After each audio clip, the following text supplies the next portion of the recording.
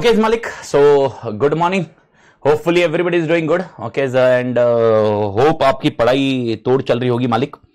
मालिक ये lecture is with respect to amendment for CA final audit. CA final audit के amendments जो है वैसे बहुत ही नवंबर 20 के हिसाब से देखें तो बहुत ही माइन्यूट अमेंडमेंट्स है, बहुत कम अमेंडमेंट्स है. लेकिन इसमें जो कॉम्बिनेशन दिया हुआ है, ओके, ये शीट में जो दिया हुआ है वो मई 20 और नवंबर 20 का कंबाइन दिया हुआ है. वैसे कोई बहुत मेजर नहीं है, बहुत मल्टीपल आवर जाने का कॉन्सेप्ट नहीं है. यहां पर मेनली मोटा मोटी 3 अमेंडमेंट के कॉन्सेप्ट है. एक है नेफ्रा के रिलेटेड जो बहुत ही माइन्यूट है. दूसरा कॉन्सेप्ट जो अपने लिए रहेगा LODR, listing obligation disclosure requirements, उसके रिलेटेड है. और तीसरा जो मेन कॉन्सेप्ट है वो प्रोफेशनल एथिक्स में नेटवर्क फॉर्म है, जो मैं हमेशा क्लास में बताता कि ये एक एडिशनल अमेंडमेंट है. ऐसा हुआ है कि सर्टेन बैचेस, मेरी वो एक नेफ्रा का लेक्चर रिकॉर्ड हुआ था, सर्टेन बैचेस को वो मिला, सर्टेन बैचेस को वो नहीं मिला.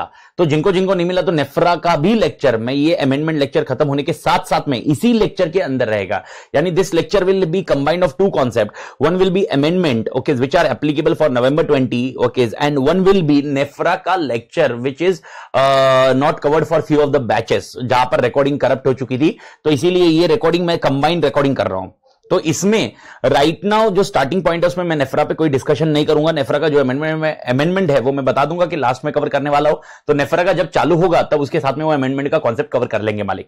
तो राइट नाउ जस्ट स्टार्ट करते हैं. ओके, ये अमेंडमेंट शीट आपके already board of studies knowledge portal पे, ओके, एकेडमिक अपडेट करके अवेलेबल है. और दूसरा पॉइंट ये मैं ऑल टुगेदर ये शीट जैसे ही मैं लिख के हो जाएगा, हाईलाइट करके हो जाएगा, तो ये मैं टेलीग्राम चैनल पे अपलोड करने वाला हूं. और एक चीज मालिक, वेरी इंपॉर्टेंट पॉइंट ये है कि एलडीआर के लिए मैं शीट्स हाईलाइट करूंगा. एलडीआर का जो शीट्स रहेगी मेरे पास, जो हाईलाइट करूंगा, एलडीआर में ऑडिट की पूरी टेक्स्ट बुक है मेरे पास, उसमें मैं हाईलाइट करके अपडेट कर दूंगा. एंड लॉ का एक समराइज नोट्स वाली बुक है, तो वो दोनों में मैं एलडीआर मार्क करके मेरे टेलीग्राम चैनल पे मैं अपलोड करूंगा. तो टेलीग्राम चैनल के ऊपर मैं अपडेटेड रहूंगा एलडीआर के लिए. LDR will be uploaded on Telegram channel for CA final audit and law. Old हो या न्यू हो, उसको आपको थोड़ा सा जो चैप्टर्स आपके लिए एप्लीकेबल नहीं है उसको मॉडिफाइड करना होगा, एंड अकॉर्डिंगली आप उसके हिसाब से स्टेप्स ले सकते हैं मालिक. तो let's start with an particular portion of amendment which are applicable here. तो राइट नाउ एनीवे, तो एलडीआर के लिए एक चीज ध्यान रखना, मैं अलग से लेक्चर रिकॉर्ड नहीं करूंगा या उसमें लिंक नहीं डालूंगा. एलडीआर आपको मिल जाएंगे चैनल्स के ऊपर, तो चैनल के ऊपर आप सब्सक्राइब कर लीजिए. ओके, टेलीग्राम का चैनल, ऐसे कोई उसमें बेल आइकन या ऐसा कुछ है नहीं, मेरे को नहीं लगता. वो यूट्यूब पे ही है, जो भी है वो चैनल पे मैं अपलोड कर दूंगा, तो वहां से आप देख लेना मालिक. तो सबसे पहला जो अमेंडमेंट अपने लिए एप्लीकेबल है वो है डेफिनेशन ऑफ गवर्नमेंट कंपनी. ठीक है, ये माइन्यूट अमेंडमेंट है, जहां पर पहले क्या होता था, डेफिनेशन ऑफ गवर्नमेंट कंपनी में पेड अप शेयर कैपिटल के हिसाब से आपको गवर्नमेंट कंपनी का डेफिनेशन डिफाइन किया जाता था. Okay, paid up share capital अगर आपको याद है 51% के ऊपर रहा तो गवर्नमेंट कंपनी के लिए 51% if it is hold by CGSG whatever it category, okay, तो गवर्नमेंट कंपनी माना जाएगा. लेकिन ऐसा भी होता था, भले ही पेड अप शेयर कैपिटल कुछ भी हो, डिफरेंशियल वोटिंग राइट्स होते थे. तो यहां पर इन लोग ने यहां पर यह बोल दिया है कि टोटल वोटिंग पावर के बेसिस पे भी गवर्नमेंट कंपनी को डिफाइन किया जाएगा, जहां पर डिफरेंशियल वोटिंग राइट्स है. यानी certain class of shares will be having certain rights, okay, certain class of shares के लिए ओके कुछ राइट्स अलग होंगे. तो अगर डिफरेंशियल वोटिंग राइट्स है तो उस केसेस में total voting power can be constituted, total voting power will be defined in case of paid up share capital. तो उस केसेस में टोटल वोटिंग पावर्स आपके पास कितने हैं उसके हिसाब से गवर्नमेंट कंपनी डिफाइन किया जाएगा. ये एक कॉन्सेप्ट आपको पॉइंट 1 में आया है, तो ज्यादा कुछ ऐसे हेडेक नहीं है. दूसरा कॉन्सेप्ट जो आपको दिया हुआ है ये अपना ऑलरेडी कारो में कवर है. तो ये कारो में है ऑलरेडी, तो CARO was not applicable to all company, it is applicable to only filter company. उसी तरह ये थोड़ा सा कॉन्सेप्ट डाल दिया इन लोग ने सेक्शन 143 में. सेक्शन 143 अगर आपको याद है, powers and duties of auditor, तो ड्यूटी ऑफ ऑडिटर में इन लोग ने और एक कारो का एक पर्टिकुलर क्लॉज वाला कॉन्सेप्ट यहां पर इंसर्ट कर दिया है. ये लोग बोलते हैं the auditor of company shall in his report under section 143, यानी ड्यूटीज केस में, make a statement as to whether remuneration paid by a company to its director is in accordance with the provision of this section, whether remuneration paid to any director is in excess of the limit laid down under this section and give such other detail as may be prescribed. यानी अगर आपको याद है 197 section managerial remuneration का section है, 197 के हिसाब से उनको मैनेजरल रेम्यूनरेशन मिला है या उसमें एक्सेस दिया गया है. एक्सेस दिया तो रिकवरी के लिए क्या स्टेप्स लिए, ये सब अपने कारों में रिपोर्ट किया था. लेकिन यहां पर सेक्शन 143 में नहीं था, अब सेक्शन 143 में डाल दिया गया है. यानी अब यहां पर ऑडिटर को ऑडिटर को कंपनी के रिलेटेड, मैनेजरियल रेम्युनरेशन के रिलेटेड भी रिपोर्टिंग सेक्शन 143 के अंदर करना पड़ेगा, जहां पर ड्यूटीज ऑफ ऑडिटर के अंदर और एक होगा कि he need to give statement कि मैनेजरियल रेम्युनरेशन आर विद इन लिमिट्स और नॉट, और ओके सेकेंडली अगर एक्सेस दिया गया है तो उसकी रिकवरी है, मतलब एक्सेस कितना दिया गया है इसका इतना ही इसमें डालना है, और कारों में ये रहेगा उसकी रिकवरी के लिए क्या स्टेप्स लिए हुए हैं, ये अपन ने डिस्कस किया हुआ है। तो ये सेकंड पॉइंट आपको ये ध्यान में रखना है। तो अगर आपको याद है सर ये सब 143 का डिस्कशन किधर जाता है, if remember the audit report का पॉइंट्स, ऑडिट रिपोर्ट के पैराग्राफ अगर आपको याद है तो 1 2 3 title, addressee and so on, opinion paragraph, basis of opinion paragraph and so on. तो अगर आपको याद है 10th पैराग्राफ जो था आपके लिए other reporting requirements, if remember okay उसी कैटेगरी में डालना है। As per advisory issued by ICA therefore said reporting requirement for auditors of public company clear cut public company दिया हुआ है, need to be covered in auditors report section, report on other legal and regulatory requirement, ये अपन ने already पढ़ा हुआ है। And याद रखना ये पब्लिक कंपनी ही क्यों एप्लीकेबल होगा, क्योंकि प्राइवेट कंपनी में सेक्शन 197 का क्राइटेरिया एप्लीकेबल ही नहीं रहेगा, तो इसीलिए आपको ध्यान होगा वो उसमें सर्टेन क्लास सर्टेन कैटेगरी में डिफाइन किया हुआ है, तो आपको वो पर्टिकुलर देखना पड़ेगा। तो यहां पर मैनेजरियल रेम्युनरेशन जो 11% का लॉजिक है, अनदर पॉइंट है, if remember 5%, okay combined 10% and total 11%, ये सब कुछ डिस्कस किए हुए हैं, आपने ये लॉ में पढ़ा हुआ है चैप्टर मैनेजरियल रेम्युनरेशन केस में। तो वहां पर ये लोग बोलते हैं कि उसका डिस्क्लोजर आपने कहां पर डालना है, अदर रिपोर्टिंग रिक्वायरमेंट्स के अंदर आपको ये यूज करना है, दैट्स इट, खत्म हो गई स्टोरी। ओके इसके बाद वाला जो पोर्शन आ रहा है मालिक, ये है सेक्शन 132 नेफ्रा के रिलेटेड। तो ये एक पर्टिकुलर सेक्शन है, यानी पॉइंट नंबर ये 3 जो है ये नेफ्रा के रिलेटेड है। तो जो मैं अभी डिस्कस नहीं कर रहा हूं ये नेफ्रा में, यानी ये मतलब अमेंडमेंट खत्म होगा, कोई मैं सेपरेट लेक्चर नहीं बनाऊंगा, इसी लेक्चर के कंटिन्यूएशन में नेफ्रा कवर करूंगा, उस टाइम पे मैं वापस इधर लेके आऊंगा। तो इतना पोर्शन है जो नेफ्रा के रिलेटेड है, will covered at later stage. Everybody clear? Okay तो ये कंपनी एक्ट के या कंपनी ऑडिट के अमेंडमेंट से right now we are going on the next portion, that is called audit committee and corporate governance, that is nothing but if remember LODR के amendment है, LODR के amendment, these amendments were also applicable in May 20 and now it is applicable for November 20, क्योंकि May 20 में examination हुई नहीं है। तो sir इसमें ज्यादा कुछ ऐसे एकदम एग्जॉस्टिव काम करने की जरूरत नहीं है, बहुत बड़ा पोर्शन है, उसका स्ट्रक्चर एकदम आराम से समझा देता हूं, एकदम इजी कॉन्सेप्ट है। This amendment is related to resignation of auditor. बाकी जो जो अमेंडमेंट एप्लीकेबल है मैंने वो क्लास में कवर किए हुए हैं, तो अपने वीडियो लेक्चर में अमेंडेड कंटेंट है for LODR which was applicable from 2020, risk management committee के रिलेटेड हो या जो भी शेयर होल्डर का स्टेक होल्डर का रिलेशनशिप कमिटी के बारे में हो, ये सारे के सारे अमेंडमेंट अपने लेक्चर में कवर किए हुए मालिक। ओके सो ऑलरेडी वो आपके पास अमेंडेड ही है, यानी जब मैं वो पढ़ा था तो आगे के 6 महीने के बाद के भी उसमें कॉन्सेप्ट मैंने कवर किए थे LODR केस में, और वो LODR का लेक्चर ऑलरेडी यूट्यूब पे भी अपलोडेड है मालिक, LODR सर्च मारोगे तो उसमें मिल जाएगा मालिक कॉन्सेप्ट समझने के लिए, तो वो ऑलरेडी कवर्ड है। तो अब यहां पर LODR के क्या अमेंडमेंट है वो देख लेते हैं। It is only related to resignation of statutory auditor. अगर आप देखोगे तो लास्ट कुछ 1 या 1.5 साल के अंदर अंदर आप देखोगे तो बहुत सारे रेजिग्नेशन ऑफ स्टैट्यूटरी ऑडिटर के केसेस आ रहे हैं। तो ये कॉन्सेप्ट जब उनको समझ में आया कि भाई यार स्टैट्यूटरी ऑडिटर, और पहले क्या होता था स्टैट्यूटरी ऑडिटर काम कर लेता था, आपको ऑलरेडी पता है, सत्यम हुआ, सत्यम का केस हुआ, सत्यम के बाद ऑल टुगेदर मल्टीपल ऑप्शन हुए, पीएनबी का केस आया, ओके उसके बाद भी बहुत सारे केसेस आए, I am not into discussion to death cases, but ये केसेस होने के बाद इनको समझ में आया कि लिस्टेड कंपनी के स्टैट्यूटरी ऑडिटर के डिस्क्लोजर की रिक्वायरमेंट कुछ ना कुछ इंपैक्ट हो रही है, इसीलिए उन्होंने stringent penalties and other things डाल दिया स्टैट्यूटरी ऑडिटर केस में। इवन नेफ्रा आ गया, इवन अपनी इंस्टीट्यूट का पॉइंट आ गया कि भाई यार ये क्या हो रहा है, कहां पर क्वालिटी कंट्रोल जा रही है, कहां पर क्या रिक्वायरमेंट जा रही है। तो यहां पर क्या होता था, अब स्टैट्यूटरी ऑडिटर एंगेजमेंट ले लेता था, एक्सेप्ट कर लेता था, और बाद में उसको समझ में आया कि इंफॉर्मेशन नहीं मिल रही है या क्वालिटी इंफॉर्मेशन नहीं मिल रही है, कोई रिस्पॉन्ड नहीं कर रहा है या उनको मालूम पड़ रहा है इशू है, वो सीधा हाथ खड़े कर देते हैं। ये अपने पढ़ा भी है कि अगर आपको इंफॉर्मेशन नहीं मिल रही है यानी enable to obtain sufficient appropriate audit evidence, तो भाई अपन bye tata bye bye. Okay यही कॉन्सेप्ट हो रहा था, इसीलिए सेबी ने लिस्टेड एंटिटी के लिए सर्टेन रेगुलेशन निकाल दी है। सेबी ने लिस्टेड एंटिटी के लिए, ओके लिस्टेड एंटिटी के लिए उन्होंने बोला कि अगर लिस्टेड एंटिटी के आप ऑडिटर हो तो आप ऐसे मन किया और कल उठ के निकल गए, ऐसा नहीं होगा, तो आपको सर्टेन रिक्वायरमेंट फुलफिल करनी पड़ेगी, और ये सर्टेन रिक्वायरमेंट क्या है वो अपन डिस्कस कर रहे हैं। And please do understand the SEBI का जो लिस्टेड एग्रीमेंट होगा, this is not applicable to auditor, this is applicable to company, and company need to ensure कि ऑडिटर ये रिक्वायरमेंट फुलफिल करेगा रेजिग्नेशन के पहले। यानी कंपनी को क्या ध्यान में रखना होगा, जब भी स्टैट्यूटरी ऑडिटर के साथ एग्रीमेंट हो, यानी अगर आपको याद है 210 के अंदर टर्म्स ऑफ एंगेजमेंट, उस टर्म्स ऑफ एंगेजमेंट में ये क्लियर लिखा होना चाहिए कि अगर आपको रेजिग्नेशन देना तो ये क्राइटेरिया के बेसिस पर रेजिग्नेशन दोगे, अदरवाइज रेजिग्नेशन नहीं दे सकते। ये क्राइटेरिया मतलब फुलफिल करने के बाद ही आप छोड़ सकते हो काम, तब तक आप छोड़ नहीं सकते, और वो क्राइटेरिया क्या है वो डिस्कस कर रहे हैं। ओके तो सबसे पहला एक पंचायती डिस्कशन है, मैं उसको रीड कर रहा हूं, आप अपडेट कर लीजिए और जिधर जिधर मैं बोलूंगा इधर से आपने को मार्क करना, या मैं उसमें मार्क ही कर रहा हूं। ये शीट आपको वापस देखने की जरूरत नहीं है, लेकिन ये शीट आप टेलीग्राम से लोगे तो उसमें काम हो जाएगा मालिक। तो पहला पॉइंट ये लोग बोलते हैं लिस्टेड, ये देख लीजिए, ये सर्कुलर आया हुआ है, उसी के बेसिस पे क्या है, listed companies are required to make a timely disclosure to investors in the securities market for enabling them to take a informed investment decision. ठीक है, टाइमली डिस्क्लोजर करना जरूरी है, क्योंकि ऑडिटर तो भाई किसको इन्फॉर्म करेगा, ऑडिटर आरओसी को बोलेगा, कंपनी को बोलेगा। Okay sir who will tell stock exchange, stock exchange को कौन देगा डिस्क्लोजर कि भाई यार हमारा ऑडिटर छोड़ के चला गया है, ये कंपनी का काम होगा, इसीलिए कंपनी की रिस्पॉन्सिबिलिटी में डिस्कस किया हुआ है। अंडर सब क्लॉज 2 ब्ला ब्ला ब्ला, वो कुछ तो है डिस्कशन उसका regulation. The audit committee of a listed company inter alia has to make recommendations for appointment, remuneration and terms of appointment of auditor of a listed company. Under this subclause, the audit committee is also responsible for reviewing and monitoring the independence and performance of auditors and effectiveness of audit process. ये class में पढ़ चुके हैं कि भाई कितना भी कर लो, ऑडिट कमेटी का मेन काम होगा कि भाई रिकमेंडेशन ऑफ ऑडिटर देना, अपॉइंटमेंट ऑफ ऑडिटर देना, रिकमेंडेशन देना है for appointment, remuneration and terms of appointment. ये ऑडिट कमेटी ध्यान रखेगी। तो ऑडिट कमेटी को ये इंश्योर करना पड़ेगा कि आगे जो जो रिक्वायरमेंट आएगी वो उन्होंने टर्म्स ऑफ अपॉइंटमेंट में डालनी चाहिए।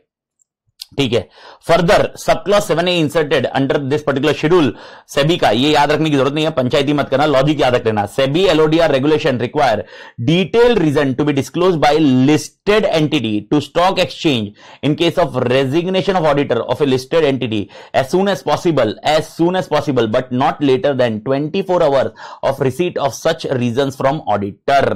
प्लीज इस चीज को आराम से पढ़ लेना मालिक। ये क्या बोल रहे हैं, ये बोल रहे हैं कि भाई ओके सेबी एलओडी के रेगुलेशन के हिसाब से ओके डिटेल रीजन देने जरूरी है। किसने, लिस्टेड एंटिटी ने, किसको, स्टॉक एक्सचेंज को। ओके कितने देर में, एज सुन एज पॉसिबल बोल रहा है, but not later than 24 hours. जैसे ही आपको रेजिग्नेशन ऑफ ऑडिटर मिलता है और उन्होंने जो रीजन दिए रहते हैं, वो जैसे ही आपको रीजन मिल जाता है, वो रीजन आपने फॉरवर्ड करने जरूरी है। सर किसको, ओके स्टॉक एक्सचेंज को। तो यहां पर स्टॉक एक्सचेंज को इन्फॉर्म करना जरूरी है, तो ये याद रखना, स्टॉक एक्सचेंज को। लेकिन कौन करेगा, ऑडिटर नहीं करेगा मालिक। ऑडिटर की रिस्पॉन्सिबिलिटी नहीं है इन्फॉर्म करने की। इन्फॉर्म करने की रिस्पॉन्सिबिलिटी किसकी है मालिक, लिस्टेड एंटिटी। तो एक चीज दिमाग में रख लेना, ये चीज आपके लिए इंपॉर्टेंट है। Listed entity will inform stock exchange okay about stock exchange about resignation reason कितने देर में, ASAP but not later than 24 hours. ये एक सबसे इंपॉर्टेंट पॉइंट है जो आगे भी कवर है, लेकिन कॉन्सेप्चुअली आपने ध्यान रख लेना है। तो ये थर्ड पॉइंट आपको ध्यान रख लेने का मालिक, थर्ड पॉइंट अपने नोट रख लेना। ठीक है मालिक, ये हो गया।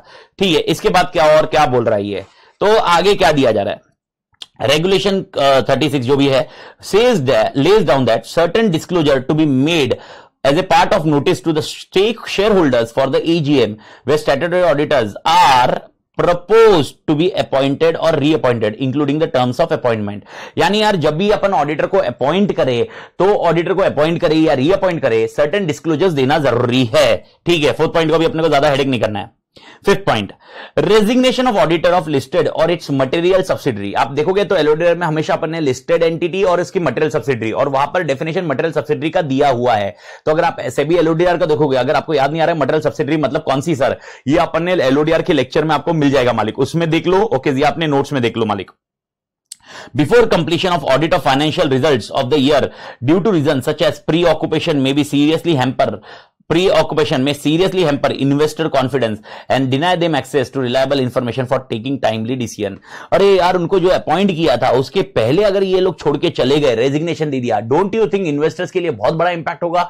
और वो यही बोलते हैं कि भाई यार उनको रिलायबल इंफॉर्मेशन का एक्सेस नहीं मिलेगा, इसीलिए उनको डिस्क्लोजर्स देने जरूरी है। In the light of above, the condition to be complied with upon the resignation of statutory auditor, listed entity or material subsidiary with respect to limited review or audit report as per SEBI LODR are as under। अब यहां पर A जो है ये आप LDR ध्यान रखना, ए का पॉइंट एकदम अच्छे से एलडीआर रखना। ओके, यहां पर क्या दिया हुआ है कि अगर ऑडिटर रिजाइन कर रहा है तो क्या वो सीधा जाके अपने घर पे चला जाएगा, नहीं, उसने रिपोर्ट इश्यू करनी चाहिए। वो कौन सी रिपोर्ट होगी और क्या होगा वो डिस्कशन किया हुआ है, and this is LDR for you. तो अब यहां पर क्या रिपोर्ट इशू की गई है, let's understand. If auditor resigns within 45 days from the end of the quarter of financial year, then the auditor shall, before such resignation, issue LR or audit report of such quarter. क्या बोला गया है, अगर कोई auditor resign करता है within 45 days from the end of quarter of a financial year, financial year 1 April to 31 March, कोई भी क्वार्टर के एंड में विद इन 45 वो रिजाइन करता है, तो उसको उस क्वार्टर का लिमिटेड रिव्यू या ऑडिट रिपोर्ट देना पड़ेगा. यानी एग्जांपल आपको मालूम होगा, अप्रैल में जून का क्वार्टर एक हो गया, जुलाई अगस्त सितंबर का एक क्वार्टर हो गया, ओके, अक्टूबर नवंबर दिसंबर का एक क्वार्टर हो गया, तो ये 3 क्वार्टर हो गया, और मार्च में तो आपको फाइनल ऑडिट रिपोर्ट देना पड़ेगा.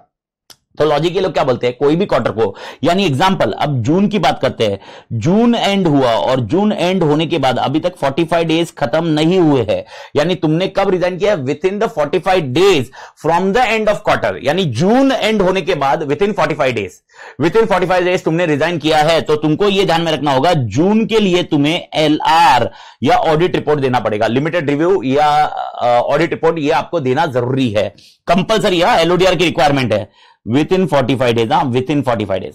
अगला पॉइंट क्या बोल रहा है, ओके, जून में, अगर जून का, यानी जून का तो काम कर लिया, अभी एज्यूम करते हैं उसने दिसंबर में छोड़ा है, तो इसका मतलब उसने जून का एलआर तो दे दिया होगा, सितंबर का भी एलआर दे दिया होगा, कहीं ना कहीं तो ये एलआर देते देते जाएगा, और दिसंबर में छोड़ा है, तो दिसंबर में उसने इंश्योर करना कि दिसंबर के क्वार्टर खत्म होने के बाद छोड़ा है, यानी उसने रेजिग्नेशन कब दिया है, दिसंबर खत्म होने के बाद, दिसंबर खत्म होने के बाद with in 45 days, with in 45 days यानी 15 फरवरी तक, 14 फरवरी तक इर्द गिर्द, ये अपन एज्यूम करते हैं, तो उसने रेजिग्नेशन दिया है, तो उसको दिसंबर तक का एलआर देना जरूरी है, कंपल्सरी है एलओडीआर की रिक्वायरमेंट में.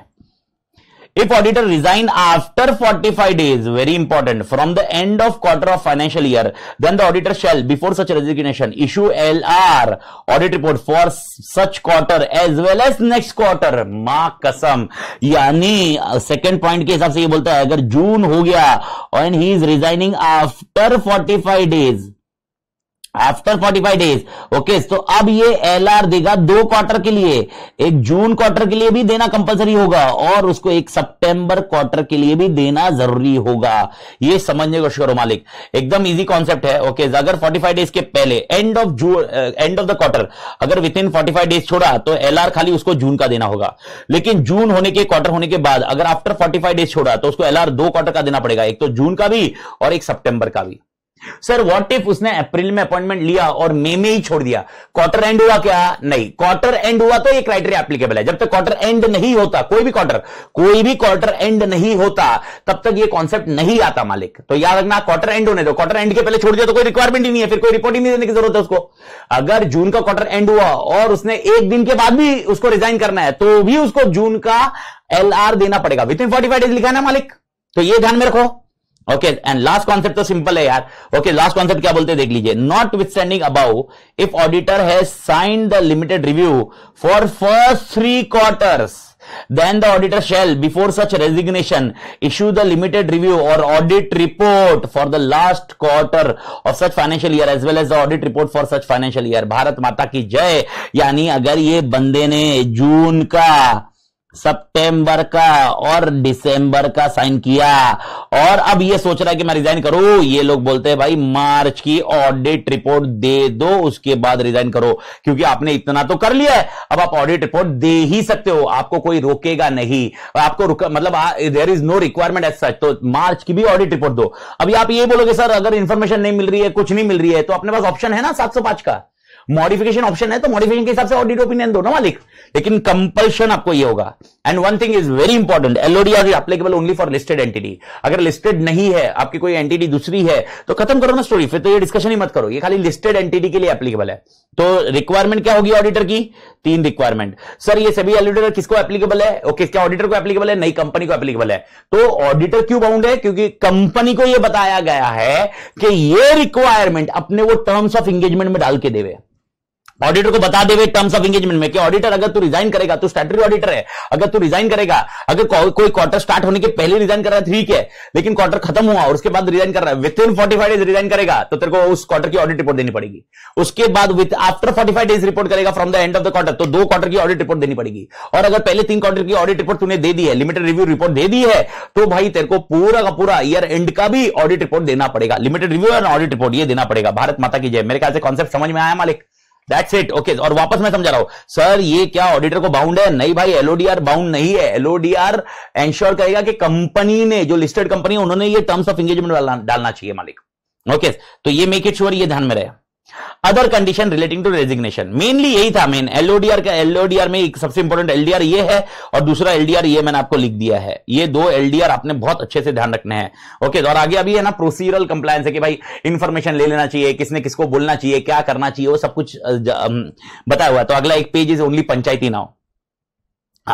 अदर कंडीशन, मेरे ख्याल से इधर तक किसी को दिक्कत नहीं ना मालिक?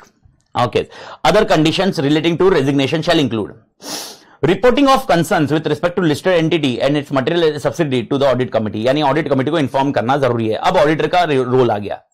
इन case of any concern with management of listed entity or material subsidiary such as non-availability of information, non-cooperation by management which may hamper the audit process, the auditor shall approach chairman, the auditor shall, थोड़ा colour change होता है, the auditor shell approach chairman of audit committee of the listed entity. यानी यहां पर क्या होगा, auditor सीधा किसके पास जाएगा? ऑडिट कमिटी के चेयरमैन के पास जाएगा और उसको बोलेगा कि भाई तुम्हारा मैनेजमेंट है वो हमें ये इंफॉर्मेशन नहीं दे रहा है, ये इंफॉर्मेशन के साथ में ये कुछ हमको रिक्वायरमेंट है वो नहीं दे रहा है। ये किसको बताएगा? Chairman of audit committee. और chairman of audit committee quarterly meeting के लिए वेट नहीं करेगा, इस पॉइंट के लिए इमीडिएटली कंसर्न रेज करेगा।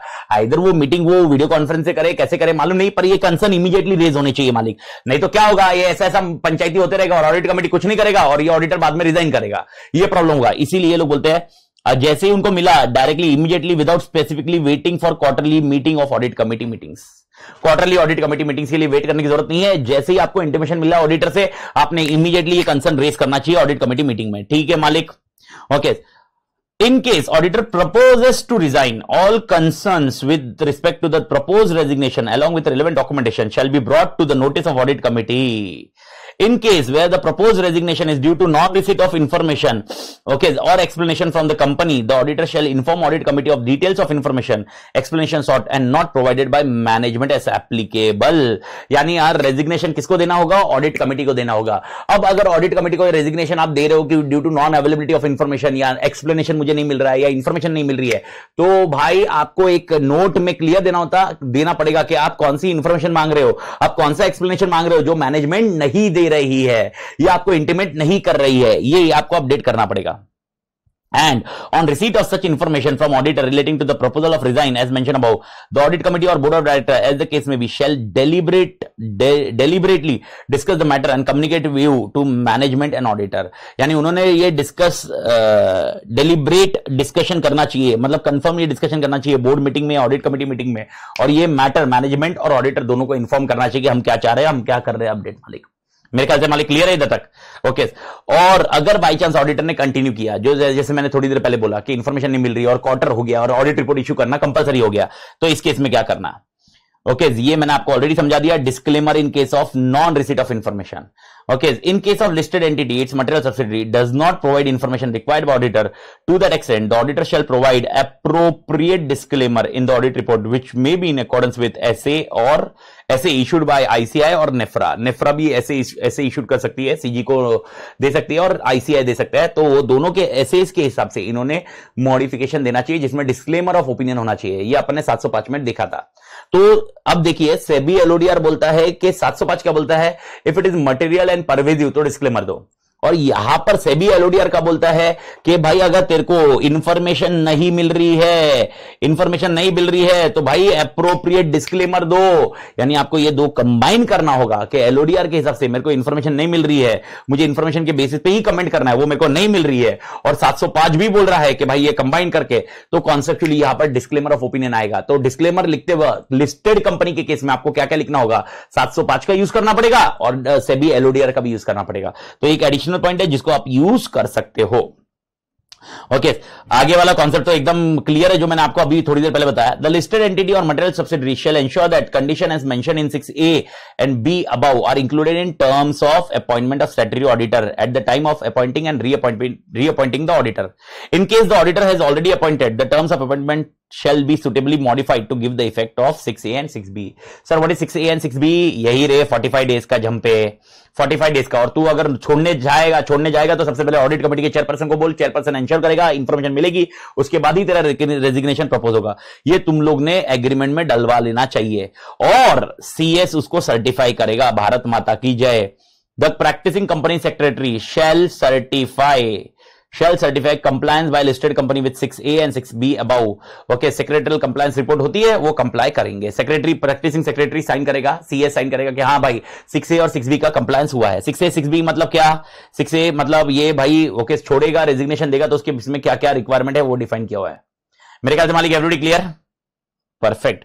ओके, अब ये obligations of listed entity and its material subsidiary, ये एक एडिशनल पॉइंट है। ओके, ये क्या क्वेश्चन, ये क्या कॉन्सेप्ट है? ये कॉन्सेप्ट ये है कि उनको कोई फॉर्मेट ऑफ इंफॉर्मेशन देनी जरूरी है।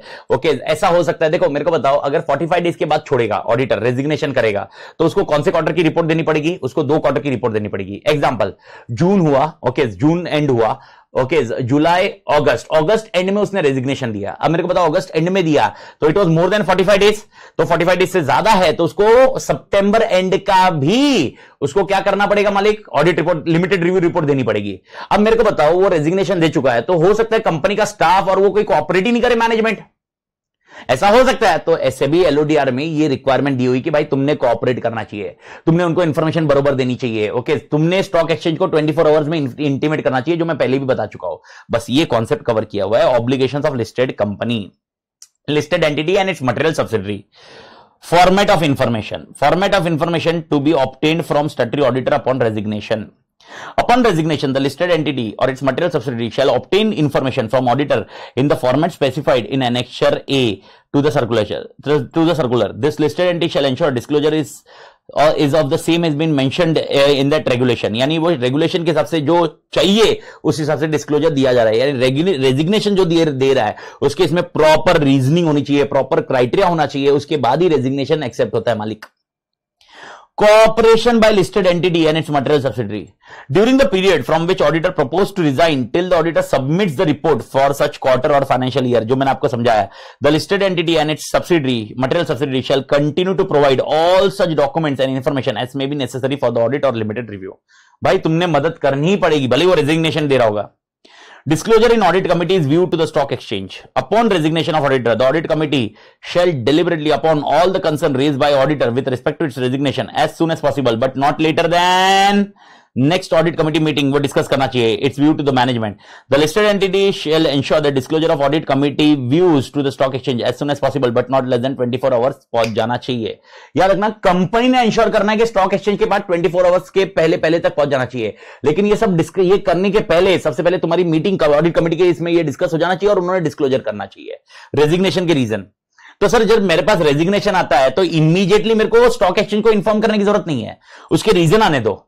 ऑडिट कमेटी मीटिंग करेगी, मैं बोला ना क्वार्टरली मीटिंग के लिए वेट नहीं करेगी, इमीडिएटली डेलिबरेटली वो मीटिंग बुलाएगी, मीटिंग करेगी और मीटिंग में ये डिस्कस किया जाएगा और जैसे ही इनका ये फाइनल हो जाएगा कि ये रीजन है, ओके वो रीजन दे दिया जाएगा कंपनी और कंपनी वो अपडेट करेगी स्टॉक एक्सचेंज में, जैसे उनका मीटिंग हो जाता है उसके 24 आवर्स के अंदर अंदर। सर ऐसा हो सकता है कोई कंपनी को ऑडिट कमेटी का बैठाने की जरूरत नहीं हो, आंसर इज यस, तो उस केस में बोर्ड ऑफ डायरेक्टर काम करेंगे, वही आगे दिया हुआ है। In case an entity is not mandated to have an audit committee, then the board of directors of entity shall ensure compliance of this circular. Okay, ये इन्होंने दिया है, पर यूजुअली आप ध्यान रखना लिस्टेड एंटिटी में सारे केसेस में ऑडिट कमेटी एप्लीकेबल है।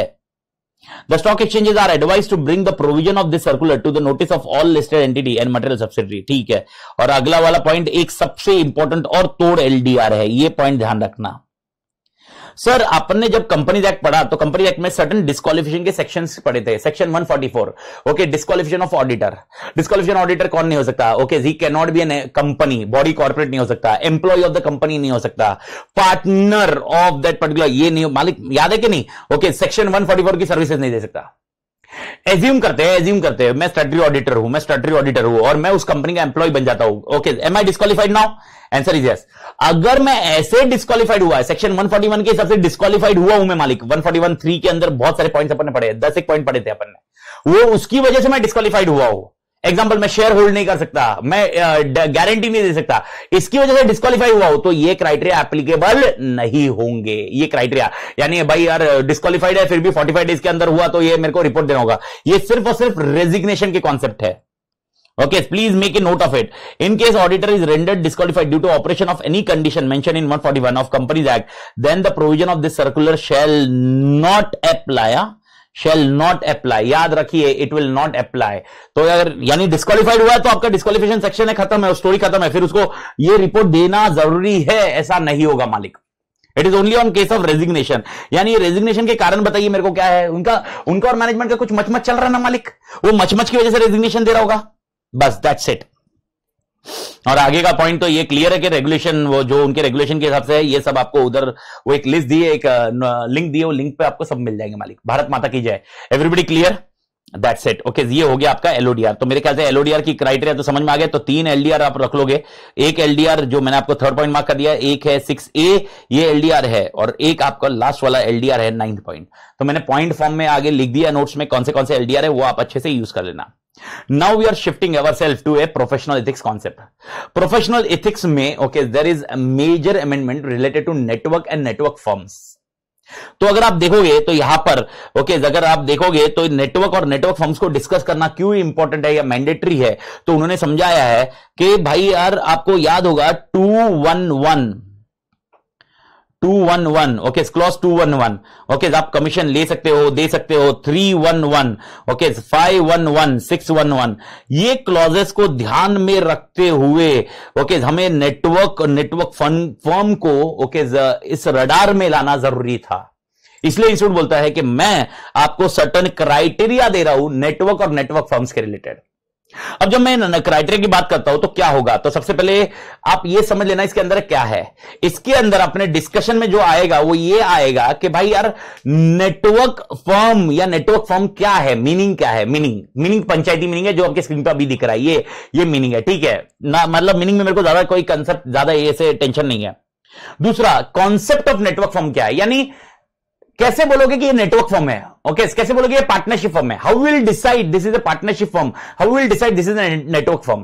तो उन्होंने सर्टेन क्राइटेरिया दिए, 6 से 7 पॉइंट दिए। अगर ये 6 से 7 पॉइंट मैच होते हैं कंबाइंडली तो आपका नेटवर्क फर्म माना जाएगा। अगर ये कंबाइंड नहीं होते हैं तो आपकी पार्टनरशिप फर्म और रिक्वायरमेंट अलग रहेगी। उसके साथ में आपको कौन से फॉर्म में आप नेटवर्क एंटर कर सकते हो, क्या पार्टनरशिप में भी नेटवर्क कॉन्सेप्ट एंटर कर सकते हैं? आंसर इज यस, क्योंकि नेटवर्क का डेफिनेशन से आपको मैच होगा। तो नेटवर्क फर्म के लिए फॉर्म्स क्या अवेलेबल है? अप्रूवल ऑफ नेम, मतलब नेटवर्क के लिए आपको अप्रूवल ऑफ नेम लगेगा। नेम अप्रूवल करने के लिए क्या रहेगा, रजिस्ट्रेशन करने के लिए क्या रहेगा। अगर मैं आउटसाइड इंडिया भी ऑपरेट करना चाहता हूं, यहां पर अगर कुछ चेंजेस करने हैं, मुझे कोई क्या क्या कंप्लायंस लगेंगे, क्या इथिकल स्टैंडर्ड मुझे भी लगेगा, ये सारी रिक्वायरमेंट आपको नेटवर्क फर्म्स के रिलेटेड दी हुई है। तो नेटवर्क फर्म्स को ध्यान में रखते हुए मैं यहां पर एक चार्ट बना देता हूं। इस पेज पे ही चार्ट बना रहा हूं, तो आपको वो बनाने की जरूरत नहीं पड़ेगी। तो मैं नेटवर्क फर्म्स में कॉन्सेप्चुअली बता देता हूं। नेटवर्क जो प्रोफेशनल एथिक्स है, सबसे पहला जो पोर्शन अपने सिलेबस में है वो आपके लिए आएगा what is a meaning of network firm. दूसरा कॉन्सेप्ट आपके लिए आएगा कॉन्सेप्ट मतलब criteria for network firm. How you will decide that whether this is a network or other चीज या स्ट्रेटेजिक अलायंस जैसा कुछ है, क्या है ये क्राइटेरिया। तीसरा सिनारियो फॉर्म्स ऑफ नेटवर्क, किस किस प्रकार के नेटवर्क बन सकते हैं। चौथा सिनारियो नेम अप्रूवल। पांचवा सिनारियो रजिस्ट्रेशन करना पड़ेगा आपको नेटवर्क का, तो रजिस्ट्रेशन फॉर्म नंबर दिए हुए हैं।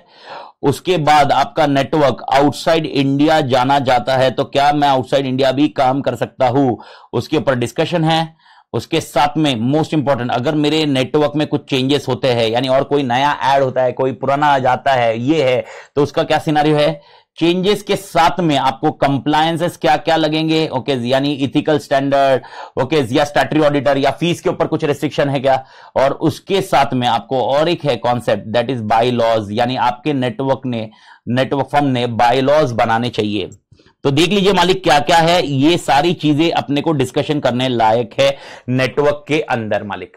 तो नेटवर्क के अंदर क्या क्या चीजें हैं, ओके, अपन ध्यान में रख लेते हैं। नेटवर्क के अंदर सबसे पहले अपन मीनिंग ऑफ नेटवर्क पढ़ते हैं, second point criteria of network, third point forms of network, चौथा पॉइंट नेम्स ऑफ अप्रूवल के लिए क्या चाहिए, रजिस्ट्रेशन क्या चाहिए, आउटसाइड इंडिया काम किया तो क्या होगा, चेंज इन नेटवर्क हुआ तो क्या सीन है, कंप्लायंसेस कुछ करने हैं, क्या क्या करने पड़ेंगे, कंप्लायंस का क्या क्या ध्यान में रखना पड़ेगा, और बायलॉज किस किस पर्पस के लिए बायलॉज चाहिए।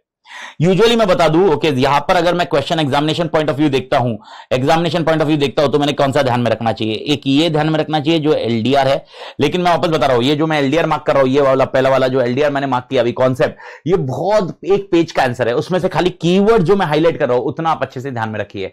कीवर्ड्स, वो पूरे आंसर में कीवर्ड्स को ध्यान में रखिए और उसी के हिसाब से आंसर रखिए।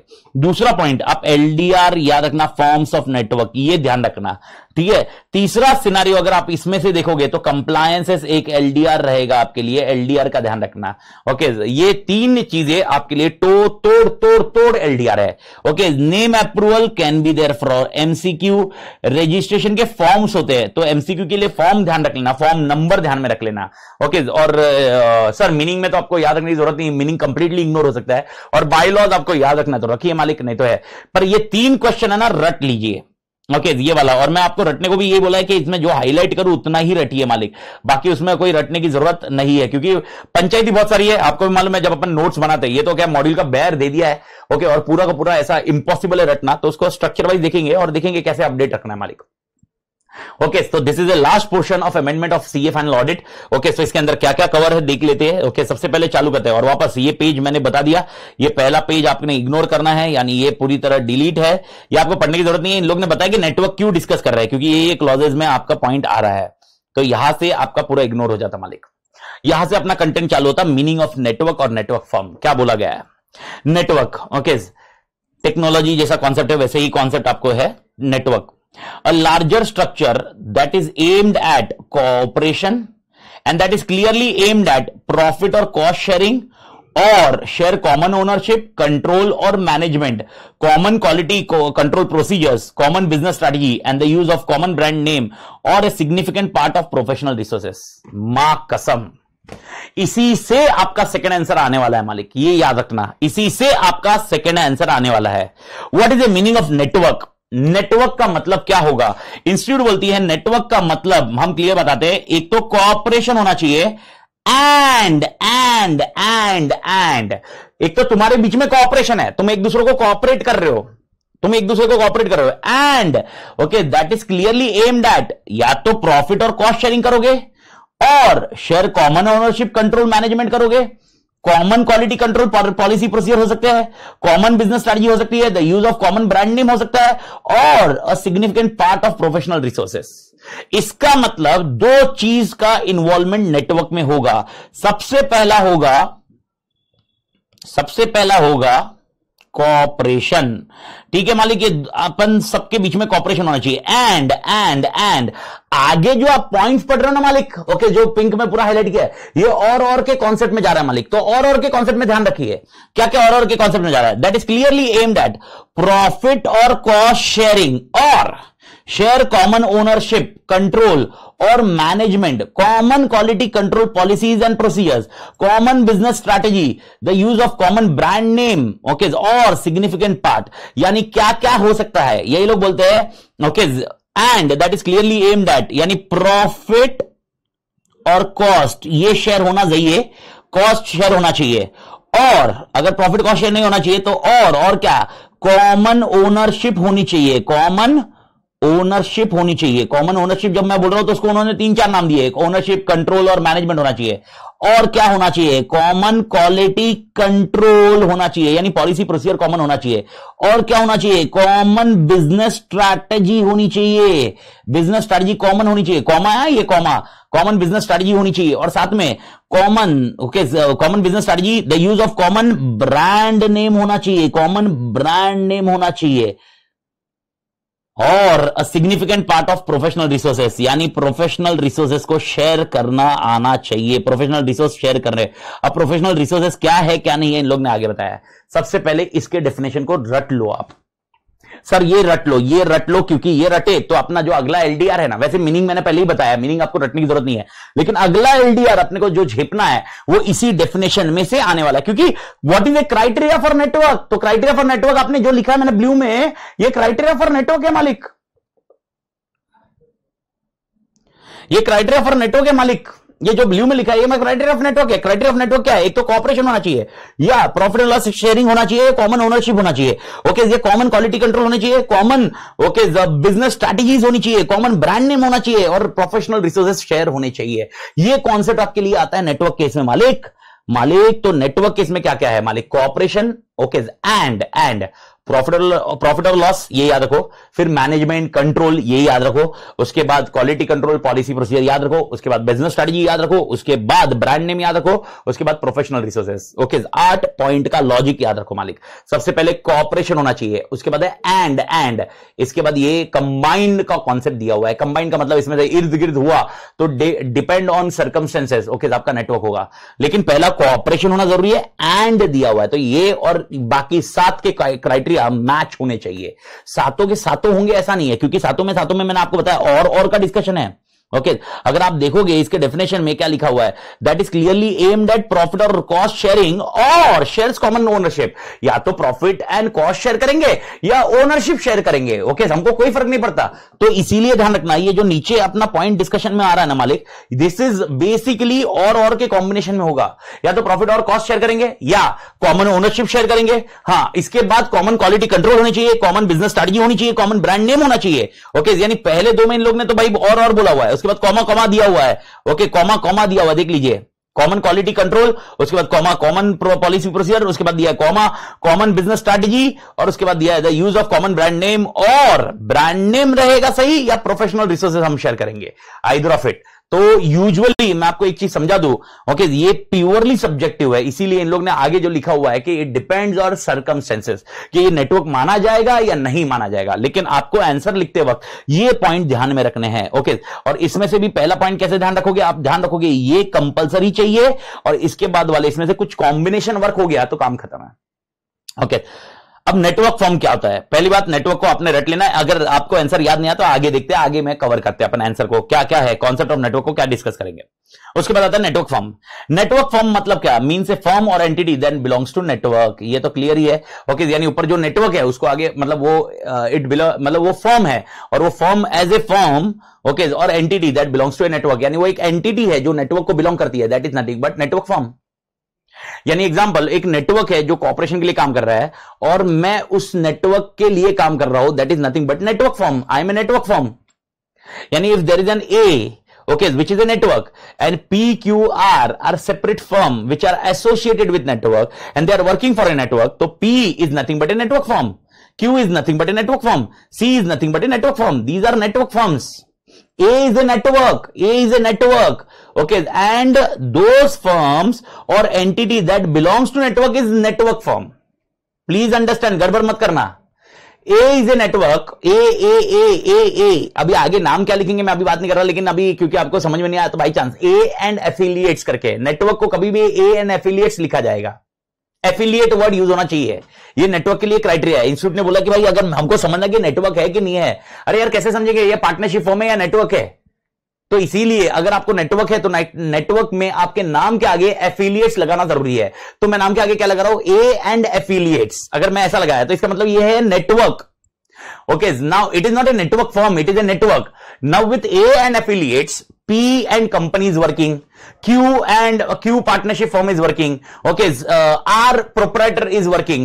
Now these are network firms. These are network firms. यानी याद रखना, firm or entity that belongs to network. Okay, any firm or entity which belongs to network is network firm.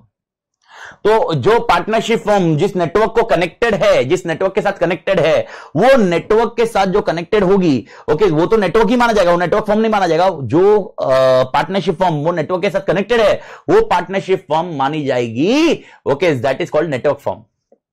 That's the only definition का concept, and ये definition इसीलिए important है क्योंकि इसी के बाद आपको ये समझ में आएगा कि नेटवर्क फॉर्म कौन सी है। तो आपको यह समझना होगा कि क्या क्या कंटेक्स्ट से नेटवर्क फॉर्म बन सकती है, तो अपन वो डिस्कशन कर रहे हैं। तो एक बार देख लेते हैं कॉन्सेप्ट ऑफ नेटवर्क। तो अभी आपका आता है एलडीआर क्वेश्चन, लेकिन आपने ऑलरेडी पढ़ा है। अभी अगर देखोगे कॉन्सेप्ट ऑफ नेटवर्क, देखो कितने सारे पॉइंट है, 2 पेज का आंसर है, ऑलमोस्ट 10 पॉइंट का है, लेकिन इतनी पंचायती है, इतनी पंचायती याद रखने की जरूरत ही नहीं है।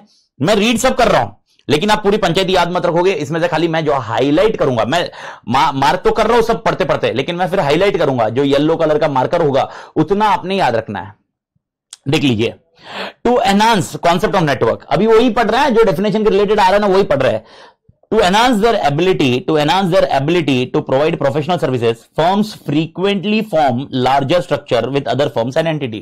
ठीक है, अपनी बहुत और अच्छे से सर्विस देने के लिए, बहुत सारी सर्विसेज देने के लिए फर्म्स क्या करती है, लार्जर स्ट्रक्चर को ज्वाइन करती है, जो जिनके साथ और अदर फर्म्स आ जाती है। Whether these larger structure create a network depends on particular facts and circumstances and does not depend on whether the firm or entity are legally separate or distinct.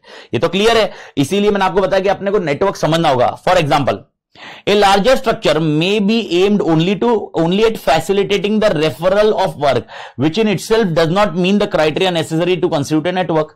यानी example, एक firm से मेरे को क्या किया, वो फर्म खाली ये काम कर रही है कि वो वर्क को फैसिलिटेट कर रही है, फैसिलिटेट कंप्लीट करने के लिए वो काम आगे दे रही है। एग्जांपल, एक पार्टनरशिप फर्म है जिनके पास टेक्नोलॉजी ऑडिट के लिए कोई बंदा नहीं है, तो उन्होंने अमित को टेक्नोलॉजी ऑडिट करने के लिए बुला लिया। अब ये फैसिलिटेट किया, but I am not a network firm, nor they are network firm, I am not a network firm into that, it is only a facilitator, I am only facilitating in that work. तो ये network नहीं होगा, मेरा और उनका network नहीं है, उनके पास ऑडिटर नहीं है, IT auditor, okay, technology auditor, इसलिए उन्होंने मुझे बुलाया। तो ये लोग वो समझा रहे कि आपको देखना पड़ेगा, ऐसा नहीं कि अरे यार ये और अमित अभी ये नेटवर्क हो गया, ऐसा नहीं होगा। नेटवर्क के लिए कॉपरेशन एंड आगे मैंने बताया ना, common profit and loss share करेंगे। तो सर आप बोलोगे उसमें भी तो प्रॉफिट एंड लॉस शेयर करोगे, लेकिन कॉपरेशन नहीं है ना, उन्होंने मुझे दे दिया है काम, देयर इज नो कॉपरेशन, मेरे को फैसिलिटेट कर दिया है, भाई तू अभी देख। ये कॉन्सेप्ट ध्यान में रखना। Alternatively, a larger structure might be such that it is aimed at cooperation and the firm share common brand name, common system of quality control or significant professional resources and consequently deemed to be a network. अगर आप देखोगे तो last वाली line में क्या लिखा है, last वाली लाइन में क्या इतना पंचायती देके क्या दिया है, ये पूरा डेफिनेशन ही तो लिखा है जो आपने ऊपर पढ़ा था। ओके, तो इसीलिए फर्स्ट पॉइंट को आपको याद रखने की जरूरत नहीं है। कॉन्सेप्ट ऑफ नेटवर्क में फर्स्ट पॉइंट इन्होंने समझा है कि आपको समझना पड़ेगा, इज देयर ए नेटवर्क और it is only मियर alliance. Strategic alliance होते ना, ओके, दो कंपनी लेकिन अपनी आइडेंटिटी छोड़ती नहीं, वो अलायंस के कॉन्सेप्ट में वैसा कुछ होगा। Second, the judgment as to whether the larger structure is a network shall be made in light, okay, of whether a reasonable and informed third party would likely to conclude, weighing all the specific facts and circumstances, that the entities are associated in such a way that network exists. This judgment shall be applied consistently throughout the network. Okay, यानी आपको ये देखना पड़ेगा, सारे fact and circumstances जो आगे discuss कर रहे हैं वो देखने पड़ेंगे। यानी सेकंड पॉइंट भी आप छोड़ दीजिए, कुछ नहीं है, पंचायती है। थर्ड, अब वापस चालू हुआ सबसे important, where the larger structure is aimed at cooperation and is clearly aimed at profit or cost sharing among the entities within the structure, it is deemed to be a network. Highlight, ये आपको रखना पड़ेगा, ये पहला network का criteria. अगर आप cooperate कर रहे हो एक दूसरों को और ओके क्लियरली प्रॉफिट और शेयर कॉस्ट शेयर किया जा रहा है among the entities with in the structure, जो पूरे स्ट्रक्चर में जितनी भी एंटिटीज है एक साथ में, ओके, जो भी प्रॉफिट होगा या जो भी कॉस्ट होगा वो हम आपस में मिलकर शेयर करेंगे और हम दोनों आपस में सब लोग जितने भी फर्म है वो कोऑपरेट करेंगे, then it is a network. However, the sharing of immaterial cost does not involve create a network. In addition, if the sharing of cost is limited to only those costs related to development of audit methodology, manual training cost, this would not itself create a network. ठीक है मालिक, यानी ये लोग क्या बोल रहे हैं, पूरा कॉस्ट शेयर होना चाहिए, तुम्हारे इंफ्रास्ट्रक्चर का कॉस्ट, तुम्हारे आर्टिकल का कॉस्ट, तुम्हारे रिसोर्सेज का कॉस्ट, तुम्हारे स्टेशनरी का कॉस्ट, तुम्हारे ट्रेनिंग का कॉस्ट, ऑडिट मेथोलॉजी का कॉस्ट। ओके, खाली आप क्या कर रहे हो, ओके यार, you are sharing the cost only to development of audit methodology, यानी ट्रेनिंग के लिए। ट्रेनिंग के लिए हम दोनों आपस में क्या करते हैं यार, एक ट्रेनर को बुलाते हैं और हम दोनों के जो एम्प्लॉय वो एक साथ में ट्रेनिंग होंगे। अब now this is not a network. Network के लिए कॉपरेशन होना जरूरी है। देख लीजिए, हमेशा ये ध्यान रखना, ये वर्ड आपको मिलने वाला तो ये वर्ड का यूसेज करना, कॉपरेशन पहले होना चाहिए, फिर एंड होना चाहिए और उसके बाद आप अगला पॉइंट लिखोगे। तो पहले इसमें अगर आप देखोगे तो कॉपरेशन प्लस प्रॉफिट और कॉस्ट, पहले वाले पॉइंट पे, यानी थर्ड वाले पॉइंट से तुम्हारा आंसर चालू होना चाहिए। लेकिन कॉस्ट में भी कितना cost sharing, overall cost sharing. ये लोग बोलते हैं खाली तुम थोड़ा बहुत कॉस्ट शेयर करोगे, ट्रेनिंग के रिलेटेड कॉस्ट शेयर करोगे, ओके, ऑडिट मेथोडोलॉजी बनाने के हिसाब से कॉस्ट शेयर करोगे, मतलब नहीं है, ये नेटवर्क नहीं है, ठीक है। Further, an association between A firm and और an otherwise unrelated entity to jointly provide a service or develop a product does not itself create a network. Strategic alliance, जो मैंने आपको एग्जांपल बताया, खाली टेक्नोलॉजी के लिए तुम लोग कर रहे हो काम, टेक्नोलॉजी ऑडिट मुझसे करवाना है, now it is not an, भले मैं कॉस्ट शेयर करूं या प्रॉफिट शेयर करूं उसका, लेकिन that will not create a network. Network is complete incel, complete पूरे टाइम, हर प्रोजेक्ट के लिए, हर एक पर्टिकुलर आइटम के लिए, हर एक क्लाइंट के लिए शेयर किया जाता है। That is what is concept of network. तो पहला सिनेरियो, मेरे ख्याल से पहला पॉइंट आपको दिमाग में गया है। Where the larger structure is aimed at cooperation and entities within the structure share common ownership, control or management, it is deemed to be a network. Second line, okay, ये deemed to be a network है। This could be achieved by contract, okay, यानी आपको याद रखना है second point में क्या है, cooperation plus common management, अगर ये भी मिला तो भी नेटवर्क है, ठीक है मालिक। ये तो मैं आपको बताया, मैंने बोला भी है, डेफिनेशन में हाईलाइट कर रहा हूं वापस, ये अपन डेफिनेशन में से ही निकाल रहे हैं, मैंने आपको डेफिनेशन में पूरा समझाया ना, वही कर रहे हैं, खाली इसमें सेपरेट हो रहा है। Where the larger structure is aimed at cooperation and the entities within the structure have share common quality control policies and procedures, it is deemed to be a network. खत्म स्टोरी।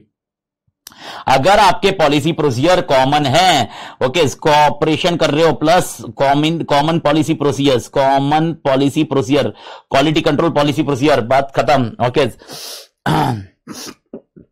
यानी सबके लिए जितने भी जन हैं, सब लोग एक ही पॉलिसी प्रोसीजर फॉलो करेंगे, कॉमन पॉलिसी प्रोसीजर फॉलो करेंगे, बात खत्म, इट इज ए नेटवर्क, क्योंकि तुम कॉमन पॉलिसी प्रोसीजर है, तुम्हारा मैनेजमेंट कॉमन है। देखो ये ना इर्द गिर्द आप समझो, अब ये देखो, आप बोलोगे सर ऐसा होना चाहिए क्या, मेरे को ये भी चाहिए, ये भी चाहिए, ये भी चाहिए, मतलब सर एग्जांपल बोल रहा हूं, कॉपरेशन तो मैं समझ गया, कॉपरेशन तो कंपलसरी सब में आ रहा है, लेकिन सर मेरा प्रॉफिट एंड कॉस्ट शेयर हो रहा है, लेकिन कॉमन मैनेजमेंट नहीं है और कॉमन पीपी नहीं है। देखो ये लॉजिक थोड़ा समझो, ये ना सब इर्द गिर्द है, भले वो अलग अलग कॉन्सेप्ट समझाया जा रहा है।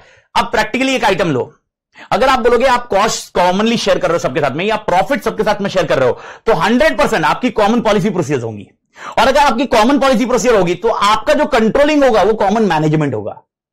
तो दिस इज इर्द गिर्द, आइदर ये मैनेजमेंट कॉमन से वर्ड यूज करो, प्रॉफिट से शेयर करने के हिसाब से यूज करो, या भाई यार कॉमन इसमें। अब ये सब कॉमन है तो ब्रांड नेम जो एक नाम होगा वो भी तो कॉमन ही होगा।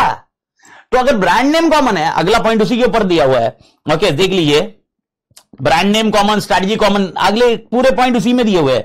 यानी अगला, वेयर द लार्जेस्ट स्ट्रक्चर, गड़बड़ कर दिया, where the larger structure aimed at cooperation and the entities within structure share common business strategy, it shall be deemed to be a network। खत्म स्टोरी। यानी यहां पर बिजनेस स्ट्रैटेजी को दिया हुआ है मालिक, बिजनेस स्ट्रैटेजी को दिया हुआ है, कोऑपरेशन एंड बिजनेस स्ट्रैटेजी, तो यहां पर कोऑपरेशन है। सर इसका मतलब क्या, ये सारे के सारे क्राइटेरिया फुलफिल होने चाहिए? अबे यार फिर डेफिनेशन की तू वाट लगा डालेगा, मेरे को पता डेफिनेशन में तूने और पढ़ाना है यार, एंड खाली एक ही जगह पढ़ाना, ओके, कोऑपरेशन एंड इनमें से कुछ भी। और जब मैं बोल रहा हूं इनमें से कुछ भी एक आइटम होगा ना, तो एक आइटम इर्द गिर्द लिंक ही होने वाला है, लेकिन उन्होंने नेमिंग कन्वेंशंस के लिए हर क्राइटेरिया को देखा है, यानी वो हर नजर से देखेंगे नेटवर्क को डिसाइड करने के लिए। इसीलिए ये लोग बोलते हैं कि अगर आपकी कॉर्पोरेशन है और बिजनेस स्ट्रैटेजी भी सेम है, यानी सब मिलकर एक ही स्ट्रैटेजी लगा रहे हैं, तो भी ये बिजनेस स्ट्रैटेजी एक कब होगी, जब आपके पॉलिसी प्रोसीजर एक होंगे, तो स्ट्रैटेजी भी एक जैसी है। या आपका ब्रांड नेम एक है, with in the structure share A common brand name, आपका ब्रांड नेम, आप एक कॉमन ब्रांड नेम, तुम भी नाम यूज कर रहे हो, तुम भी एफिलिएट यूज कर रहे हो, मतलब ए एफिलिएट, तुम भी ए एफिलिएट, तुम भी ए एफिलिएट, मतलब क्या है, ये तो नेटवर्क है, तुम तीनों मिलकर नेटवर्क में काम कर रहे हो ना, तो ये होगा। तो अगला point, cooperation plus common brand name. आप क्राइटेरिया ऑफ नेटवर्क देख रहे हो मालिक, मैं वापस बोल रहा हूं, ये वापस बोल रहा हूं, गड़बड़ मत करना। आप ऐसा मत सोचना कि सर एग्जांपल ये अभी मैंने 5 पॉइंट लिखे, पांचों के पांचों साथ में फुलफिल होने चाहिए, यानी सर कोऑपरेशन होना चाहिए, कॉस्ट होना चाहिए, कॉमन मैनेजमेंट होना चाहिए। नहीं भाई, कोऑपरेशन कंपलसरी है सब में, बाकी सबके अपने अपने अलग क्राइटेरिया है। भारत माता की जय। Okay, even though firm does not belong to a network, okay, it does not use a common brand name as part of firm name, it may give appearance that it belongs to a network if it makes a reference to its stationery or promotional materials, okay, so to a being member or a association. Accordingly, if care is not taken on how firm is described, such as membership and perception may be created that firm belong to network। ये लोग बोलते हैं 8वें point में, और कुछ नहीं है, लिखने की जरूरत नहीं है। 8वां पॉइंट बोलते हैं अगर अपना ब्रांड नेम कॉमन नहीं है, लेकिन आप गलती से ऐसा यूज करते हो कि भाई यार ये मैं इनके साथ में काम करता हूं, तो इसमें ये अपीयरेंस में आ सकता है कि नेटवर्क है, जबकि एक्चुअली नेटवर्क नहीं है। तो आपने जब स्टेशनरी में कुछ यूज करना है, सोच समझ के यूज करिए, उसका अपीयरेंस ऐसा नहीं आना चाहिए कि नेटवर्क है। और क्योंकि देखो नेटवर्क आ गया तो भाई प्रोफेशनल एथिक्स के हिसाब से सर्टेन सीए एक्ट के हिसाब से सर्टेन क्राइटेरिया चेंज हो जाएंगे, फिर आपको कंप्लायंसेस अलग अलग एप्लीकेबल होंगे। तो आपने अपने आपको प्रेजेंट ही ऐसे नहीं करना। अगर आप नेटवर्क नहीं है ना, प्रेजेंट मत करिए नेटवर्क हो। तो 8वां पॉइंट वही बता रहा है। नवा, ओके वार भाई वापस same point, where the larger structure aimed at cooperation and the entities within the structure share significant part of professional resources. Okay, it is deemed to be network। और उन्होंने बताया प्रोफेशनल रिसोर्सेज क्या है, common system, उनके system common है, partners and staff common है, technical department IT department common है, audit methodology, training courses, ये सब इंक्लूड करते हैं। और ये सब अगर कॉमन है तो ओके तो अपने लिए नेटवर्क होगा। यानी अगर कॉपरेशन है प्लस कॉमन प्रोफेशनल रिसोर्सेज है। याद रखना जब मैं कॉमन प्रोफेशनल रिसोर्स कर रहा हूं तो इसमें ट्रेनिंग वाला भी वर्ड आया है। अभी आपके इसमें कंफ्यूजन आएगा, सर आपने तो थोड़ी देर पहले बोला ट्रेनिंग वाला पोर्शन है ही नहीं एप्लीकेबल, क्योंकि ट्रेनिंग के लिए अगर किया हुआ है तो वो नेटवर्क नहीं है।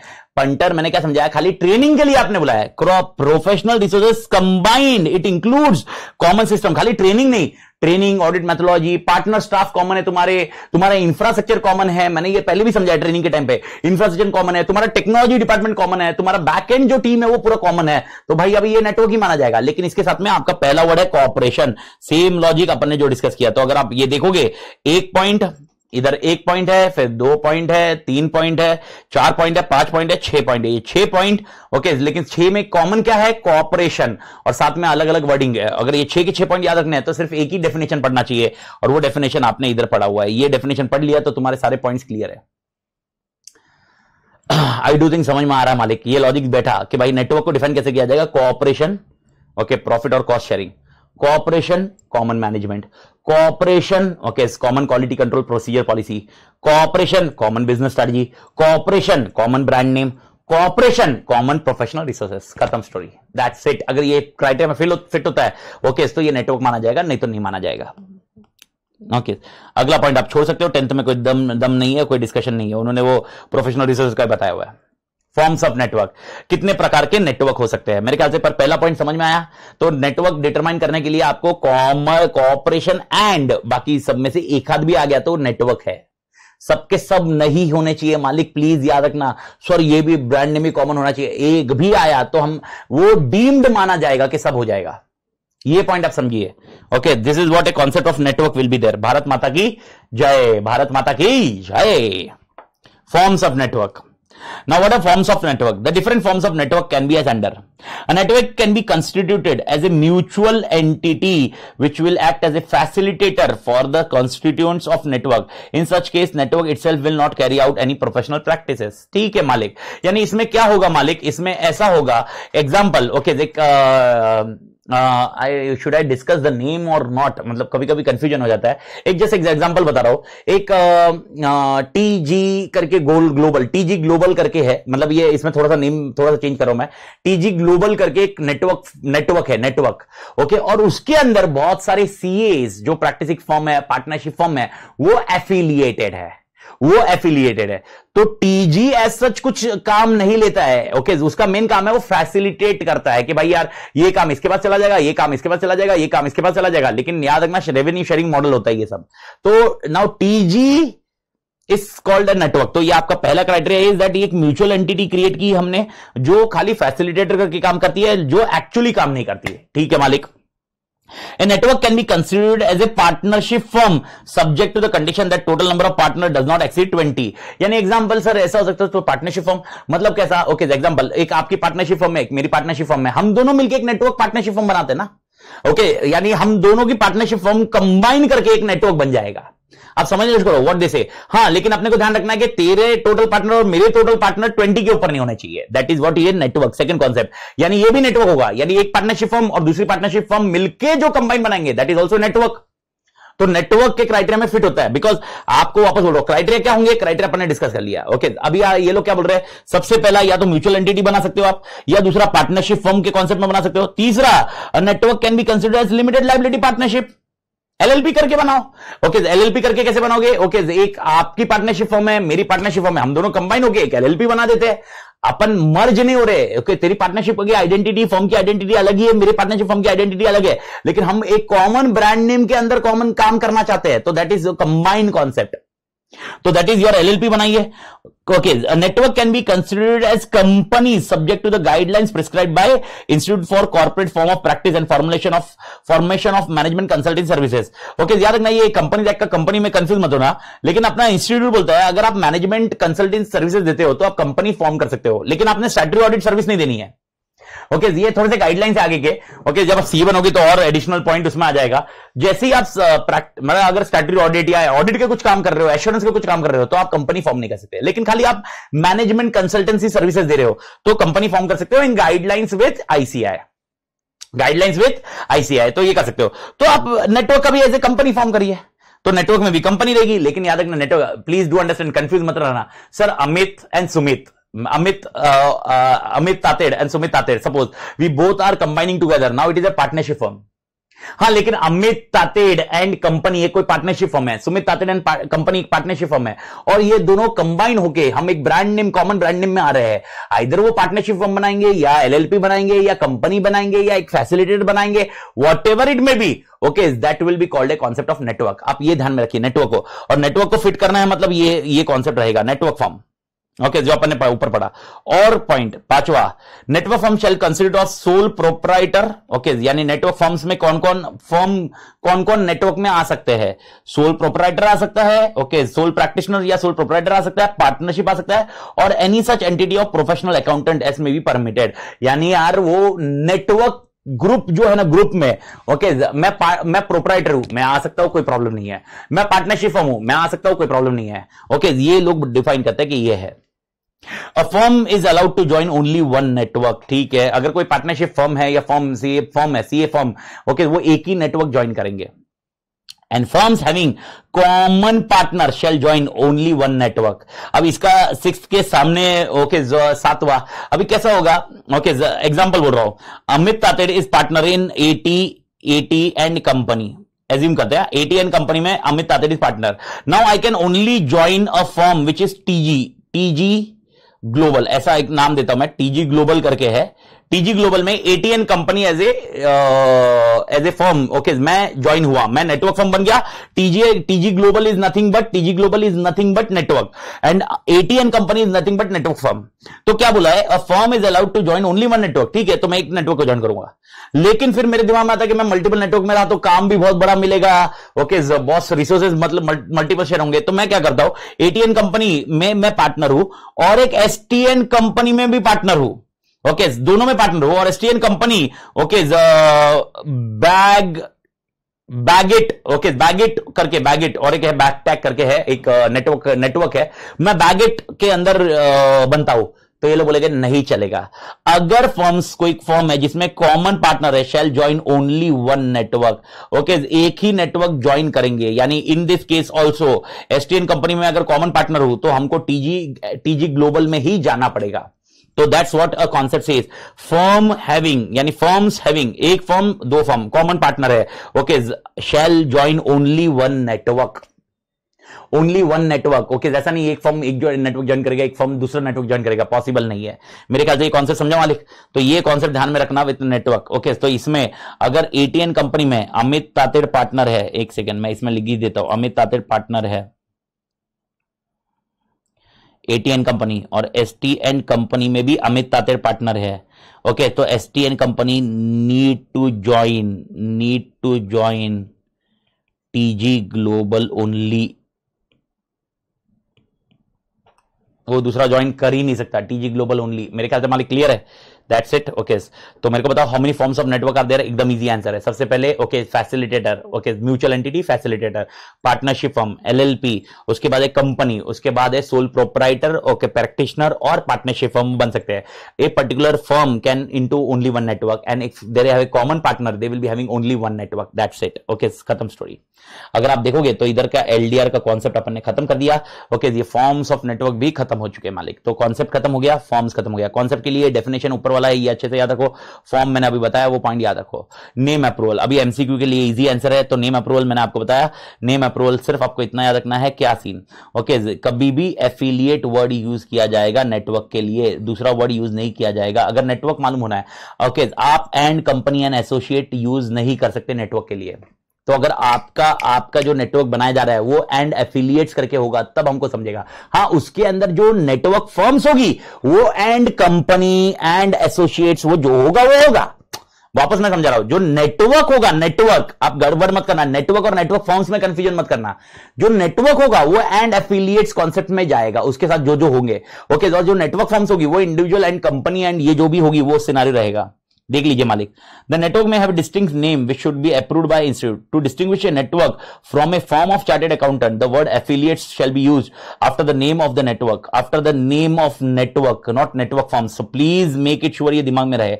And the words and company and shall be not be used, ठीक है, ओके। तो प्रिस्क्राइब फॉर्मेट जो भी दिए हुए हैं वो दिए हुए हैं। फॉर्म ए में हमें करना है, ये रट लीजिए, फॉर्म ए में हमें नाम के लिए एप्लीकेशन देना होगा। If the network is a mutual entity or partnership firm, AB and affiliates, ऐसा करके यूज करेंगे। दूसरा, if network is LLP, AB affiliates LLP करके यूज करेंगे। If network is limited company, AB affiliates private limited concept, P limited concept में ये आएगा। तो ये कॉन्सेप्ट है affiliates यूज करना, लेकिन ये वापस बता रहा हूं ये नेटवर्क के लिए है, ओके। आगे क्या दिया हुआ है, द इंस्टीट्यूट शैल एप्लीकेबल, जो भी नाम होगा नेटवर्क का वो ढूंढेंगे। Even if name is approved and subsequently it is found that same is undesirable, then the said name may be withdrawn at any time by the ICI. The institute shall reject any undesirable name and the provision in respect of names, okay, company act shall be applicable in spirit. यानी institute को अगर कोई नाम accept करना है या नहीं करना है, ये कैसे करेंगे, जैसे कंपनी एक्ट में फॉलो करते हैं वैसे ये लोग फॉलो करेंगे, ओके। और अगर ऐसा है इंस्टीट्यूट ने आपको हाँ बोल दिया और बाद में इंस्टीट्यूट को मालूम पड़ा ये अनडिजायरेबल है, तो 100% इंस्टीट्यूट आपको बाद में मना कर सकती है। दैट्स इट, ये लॉजिक ध्यान रखना। The institute shall approve or reject the name of network and intimate the same, okay, network at the address in form A जो जिसमें भरा है, within a period of not less than 30 days from the date of receipt। यानी जिस दिन आपने form A file किया, within 30 days के अंदर इंस्टीट्यूट आपको बता देगी कि अप्रूवल है कि नहीं है। लेकिन एक सबसे इंपॉर्टेंट पॉइंट लास्ट में दिया हुआ है, mere approval of the name of network shall not entitle network to carry on practice in its own name. Practice करने के लिए आपको जो क्राइटेरिया है वो क्राइटेरिया अलग अलग है, वो क्राइटेरिया फुलफिल करने होंगे। यानी आपको नाम का अप्रूवल मिल गया फॉर्म ए में, तो याद रखिए आप काम चालू मत करना, फॉर्म बी भरना पड़ेगा जिसके अंदर ये रजिस्टर करवाना पड़ेगा। फॉर्म ए में अपने को अप्रूवल मिलता है, आईसीआई बोलती है ओके ये नाम यूज कर सकता है। फॉर्म बी में हम देंगे कि अब हम नाम को रजिस्टर करना चाहते हैं और उसके बाद काम चालू करेंगे। अब समझे, तो अगला पॉइंट वही है, registration of network, okay, with entities in India after the name of network is approved as per the provision, okay, जो भी the institute shall reserve the such name for period of 3 months, यानी 3 महीने तक वो नाम reserve करेगी तुम्हारे against, okay. तो 3 महीने के अंदर तुमने अपने आपको रजिस्टर करवाना है। The network shall get itself registered with the institute by applying form B within the period of 3 months. Failing, तो name shall stand cancel. Registration of network with institute is mandatory. Bharat माता की जय। If different Indian firms are networked within common multinational accounting firm, they shall be considered as a part of network. ठीक है मालिक, ये तो common ही point है, ये जो अपन ने स्टार्टिंग में डिस्कस किया। If different Indian firms are networked with a common multinational accounting firm, they shall be considered as part of network. Okay, यानी पीडब्ल्यूसी के साथ इनके साथ कोई एसोसिएट्स हुआ है इंडियन फर्म पे, तो ये नेटवर्क का पार्ट माना जाएगा, ओके। मालिक एवरी क्लियर? तो ये होने के बाद listing of network with entities outside India, ये एक छोटा सा क्राइटेरिया है, देख लीजिए, पढ़ लीजिए। The duly authorized representative of Indian member firm constituting the network with entities outside India shall file a declaration with institute in form D for listing of such network within 30 days from the date of entering into network arrangement। ठीक है, 30 दिन के अंदर form D भरने का है कि भाई हम लोग बाहर लिस्ट कर रहे हैं। Proprietary or individual members or partnership firm as well as LLP or any such other entity of member may be permitted, shall be permitted to join such network with entities outside India, provided that the proprietor or individual or partnership firm as well as LLP or any other entity are allowed to join only one network and firms having common partnership join only one network। यानी कितना भी करो, बाहर भी join करना है करो, हमें कोई प्रॉब्लम नहीं है, सिर्फ आप एक ही नेटवर्क ज्वाइन करोगे, बस दैट्स इट। सर ऐसे हो सकता है पहले नेटवर्क जब ये फॉर्म हुई उसके अंदर हम सिर्फ 5 फॉर्म थी, ओके, नेटवर्क एफिलिएट्स थी और उसके अंदर हम लोग फर्म्स थे, 5 फर्म्स थे, अभी छठा फर्म आया, चेंज इन नेटवर्क हुआ, यानी there is constitution of network में चेंज हुआ, तो आपको इंटीमेट करना पड़ेगा आईसीआई को। सर अगला दिया है, in case of change in constitution of registered network, constitution of registered network on account of any entry और exit from the network shall communicate in form C within period of 30 days from the date of change. याद रखना, okay, यानी आपने क्या पढ़ा, form A, form B, form C, form D, ये 4 form याद रखना, ओके, बिकॉज ये एमसीक्यू के हिसाब से मैंने बोला। फॉर्म ए क्या, फॉर्म ए क्या है, application for name approval, application of name approval. Form B registration of name, registration. Form C change in constitution. Form D outside India. Bharat माता की जय, याद रख लेना, दैट्स इट। अगर आपको इधर तक आ गया तो काम खत्म है। मेरे ख्याल से नेटवर्क का कॉन्सेप्ट क्लियर है मालिक। ओके, अब आता है आपके लिए इथिकल कंप्लायंस। अभी नेटवर्क ने क्या ध्यान में रखना है, ठीक है यार, 5 चीजें बताइए, बहुत इजी है, मैं एकदम स्ट्रीमलाइन कर देता हूं, बहुत लॉजिकल पॉइंट है।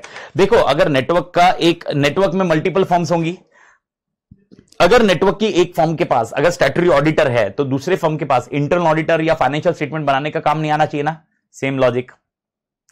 नाउ इट इज लाइक, पहले क्या था, अपन ने क्या पढ़ा था, पार्टनरशिप फर्म में अगर एक पार्टनर के पास स्टैट्यूटरी ऑडिट का काम है तो दूसरे पार्टनर के पास इंटरनल ऑडिट नहीं आएगा। तो इधर पार्टनरशिप फर्म की जगह एक फर्म के पास अगर स्टैट्यूटरी ऑडिट है तो उसी नेटवर्क के दूसरे फर्म के पास इंटरनल ऑडिट नहीं आना चाहिए। पहला पॉइंट वही बोला है, if one firm of the network is statutory auditor of the entity then the associate including the network firms of the said firm directly indirectly shall not accept internal audit or bookkeeping or such other professional assignment. Okay, यानी आपको याद रखना है, statutory auditor है तो दूसरा accept नहीं करोगे, कोई भी नहीं, ठीक है। दूसरा point, ceiling of non audit fees is applicable in relation to network. Okay, तो यहां पर सीलिंग ऑफ ऑडिट फीस भी आपको दिया है। ओके, पॉइंट एकदम इजी है, आप देख सकते हो, सीलिंग और ऑडिट फीस है। तीसरा सिनारियो, ओके, अगर in case of where rotation of firms is prescribed by regulatory authority, no member of the firm can accept appointment as an auditor, okay, of the network which is retiring. यानी if remember, cooling period is applicable to everyone of the network. 2 साल तक आप auditor नहीं बन सकते, तो आपके network में जो जो बंदे लोग हैं, इन नेटवर्क में फर्म्स है, वो लोग ऑडिटर नहीं बन सकते। द नेटवर्क में एडवर्टाइज, कोई प्रॉब्लम नहीं है, लेकिन गाइडलाइंस फॉलो करनी पड़ेगी, क्योंकि नेटवर्क में ज्वाइन होने का काम अपना एडवर्टाइजमेंट ही तो है। तो गाइडलाइंस फॉलो करके आप एडवर्टाइजमेंट कर लीजिए मालिक, कोई प्रॉब्लम नहीं, एडवर्टाइजमेंट कर लीजिए। Okay, to the extent permitted, guidelines के हिसाब से। यानी अगर आपको याद है 611 और 711 को ध्यान में रखना पड़ेगा। और the constituent member forms of a network and the network shell comply with all ethical standards, जो भी इथिकल स्टैंडर्ड्स है उसको कंप्लाई करना चाहिए। ओके, याद रखना, LDR question, what are the ethical compliance to be taken care by network firms, network और network firms, 5 things are there. Okay, statutory audit है तो दूसरा एक्सेप्ट नहीं करना चाहिए, सीलिंग ऑफ फीस है ध्यान में रखना चाहिए, कूलिंग पीरियड एप्लीकेबल करना चाहिए। ओके, मोस्ट इंपॉर्टेंट, एडवर्टाइजमेंट आपने 611 को ध्यान में रख के करना चाहिए, और इथिकल स्टैंडर्ड्स है आपने कंप्लाई करने चाहिए। 5 चीजें खत्म, स्टोरी खत्म। मैंने ऊपर नीचे लिखा हुआ है, वो आपको शायद दिख नहीं रहा होगा तो पर, लेकिन ये 5 चीजें हो गई मालिक। मेरे ख्याल से 5 चीजें पक्का क्लियर है, दैट्स इट। ओके, और कंसेंट ऑफ क्लाइंट है तो ये एक थोड़ा सा पॉइंट है, एक छोटा सा पॉइंट है। कंसेंट ऑफ क्लाइंट कुछ रखने की जरूरत नहीं है, लेकिन छोटा सा पॉइंट है, डिस्कशन कर लेता हूं मैं। The effect of registration of network with institute will be deemed to be a public notice of the network and therefore consent of client will be deemed to be obtained.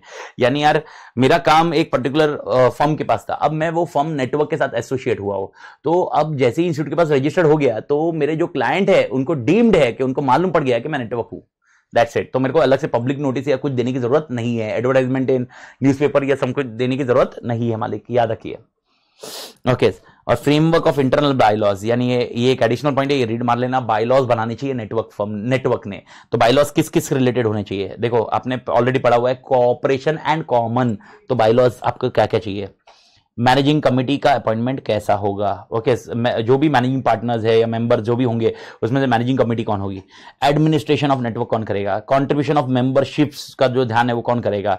Okay, identifying the partner of membership form of a network to be responsible for assignment, engagement partner कौन होगा, dispute settlement का कुछ रहा तो arbitration consolation कैसे रहेगा, development of training materials कैसे रहेंगे, इशू ऑफ न्यूज़लेटर कौन करेगा, डेवलपमेंट ऑफ सॉफ्टवेयर क्या रहेगा, डेटाबेसेस कौन मेंटेन करेंगे, टेक्निकल डायरेक्टर जो भी रिलेट होगा तो वो क्या रखेगा, मेथोडोलॉजी ऑफ ड्रॉइंग रिसोर्सेज क्या रहेंगे, कंपनसेशन टू मेंबर कुछ रहा तो कुछ क्या इशू रहेगा, पीयर रिव्यू कौन ध्यान में रखेगा गाय, ये और वापस एक चीज क्लियर बोलिए, ये इलस्ट्रेटिव है, इसके अलावा बहुत सारी चीजें हो सकती है। मालिक एवरीबडी क्लियर?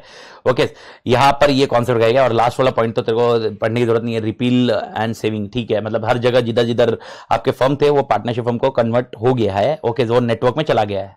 ये सीन है नेटवर्क का, और यहां पर अपना कॉन्सेप्ट खत्म होता है रिलेटेड टू नेटवर्क, और यहां पर आपके ऑडिट के अमेंडमेंट खत्म हो जाते हैं मालिक। तो ऑडिट के अमेंडमेंट तो खत्म हो गए मालिक, लेकिन ये शीट अपने को वापस काम आएगी नेफ्रा के लिए। तो अगर किसी को कुछ भी डाउट रहा तो वापस एक बार देख लीजिए, और कुछ रहा तो मेरे को टेलीग्राम पे, मेरे को टेलीग्राम पे और व्हाट्सएप पे मेरे को मैसेज कर दीजिए, मैं रिस्पॉन्ड कर देता मालिक। ओके, एंड वापस मैं क्लियर कर दूं, मैं एलडीआर लेक्चर करके बनाने नहीं वाला हूं, मैं एलडीआर की शीट्स में मार्क करूंगा और वो मैं अपलोड करूंगा टेलीग्राम चैनल पे मालिक। तो take care for that. Okay, तो right now I am shifting myself to NFRA now. NFRA के लिए ओके, ये शीट है जो मैंने इंस्टीट्यूट के मॉड्यूल से डाउनलोड की है, इंस्टीट्यूट के मॉड्यूल से। ओके, इसमें ऐसा हो सकता है ये लेक्चर जो मैं अभी कर रहा हूं, ये हो सकता है कुछ कुछ बैचेस में मेरे हो चुके थे जब रिकॉर्डिंग थी, बाद में रिकॉर्डिंग करप्ट हुई है इसलिए कुछ बैचेस को नहीं मिला है। तो ये हार्डली एक आधे घंटे का काम है। ओके, वो फटाफट देख लीजिए, हाफ एन आवर का कॉन्सेप्ट है। ये अगर आपका देख के हो चुका है तो ज्यादा टाइम पास मत कीजिए, खाली अमेंडमेंट का जो दो तीन पॉइंट है उतना सा देख लीजिए। लेकिन अगर आपका पढ़ के नहीं हुआ तो एक बार ये देख लीजिए, और उसके बाद वो अमेंडमेंट मैं साथ में कंबाइन कर रहा हूं और उसमें अपडेट कर दूंगा मालिक। ओके, तो right now just starting with NFRA. Okay, national financial reporting authority. मालिक नेफ्रा केस में ओके, ये जो मैंने पेज निकाले ये इंस्टीट्यूट के अपने 5.47 से लेकर 5.50 तक, यानी 4 पेजेस है। ओके, 1 2 3 4 पेजेस अपने पास है, 4 पेजेस का शीट है। एक सेकेंड, ये वापस स्लो हो गया क्या?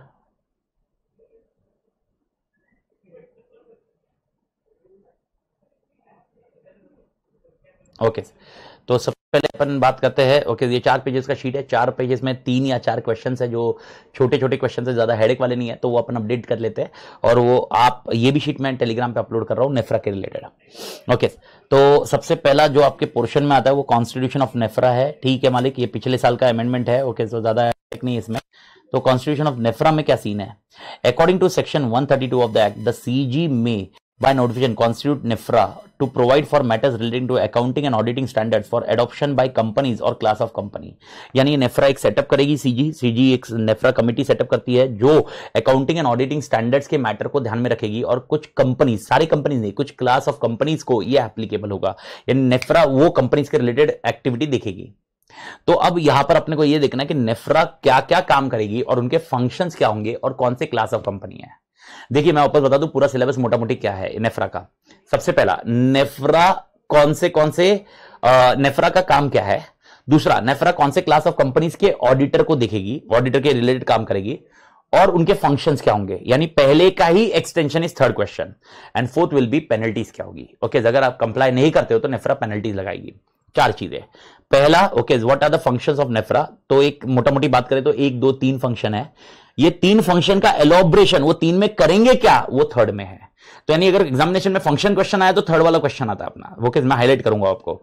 सेकंड वाले क्वेश्चन में अपने कौन से कंपनीज या क्लासेस ऑफ कंपनीज को नेफ्रा गवर्न करेगी, सारे कंपनीज को नेफ्रा गवर्न नहीं करेगी, कौन से क्लास ऑफ कंपनीज को नेफ्रा गवर्न करेगी, ये डिस्कशन किया हुआ है। एंड चौथा इज पेनल्टी, अगर कंप्लायंस नहीं करते हो। तो एक बार देख लेते हो तो आपको आइडिया आ जाता।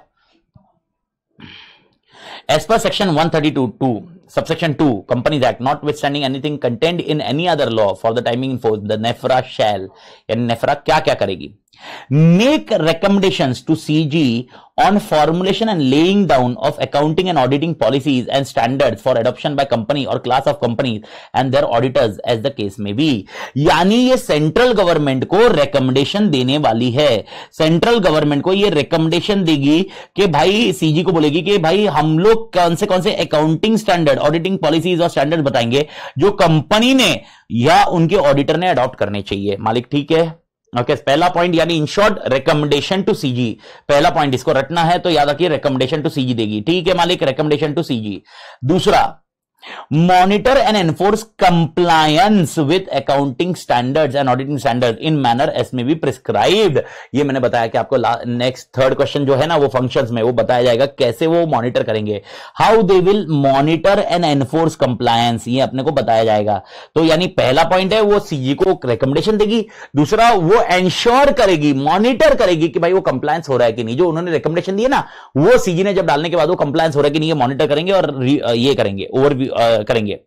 Oversee the quality of service of the professions associated with ensuring compliance with such standard and suggest measure required for improvement in quality of service and such other related matters। Now यहां पर अपन CA आ चुके, यानी वो क्या करेगी, NFRA क्या करेगी, NFRA okay also oversee the quality of service, यानी हमारी क्वालिटी ऑफ सर्विस हम जो दे रहे हैं, ऑडिटर जो दे रहा है क्वालिटी ऑफ सर्विस, सीए जो क्वालिटी ऑफ सर्विस दे रहा है वो क्वालिटी ऑफ सर्विस बरोबर है कि नहीं, ओके वो एंश्योर करेगी और वो कंप्लाई देखेगी कि हम लोग भी स्टैंडर्ड्स या क्वालिटी कंट्रोल से कंप्लाई करते कि नहीं, ये देखेंगी। तो यानी तीन चीजें हैं।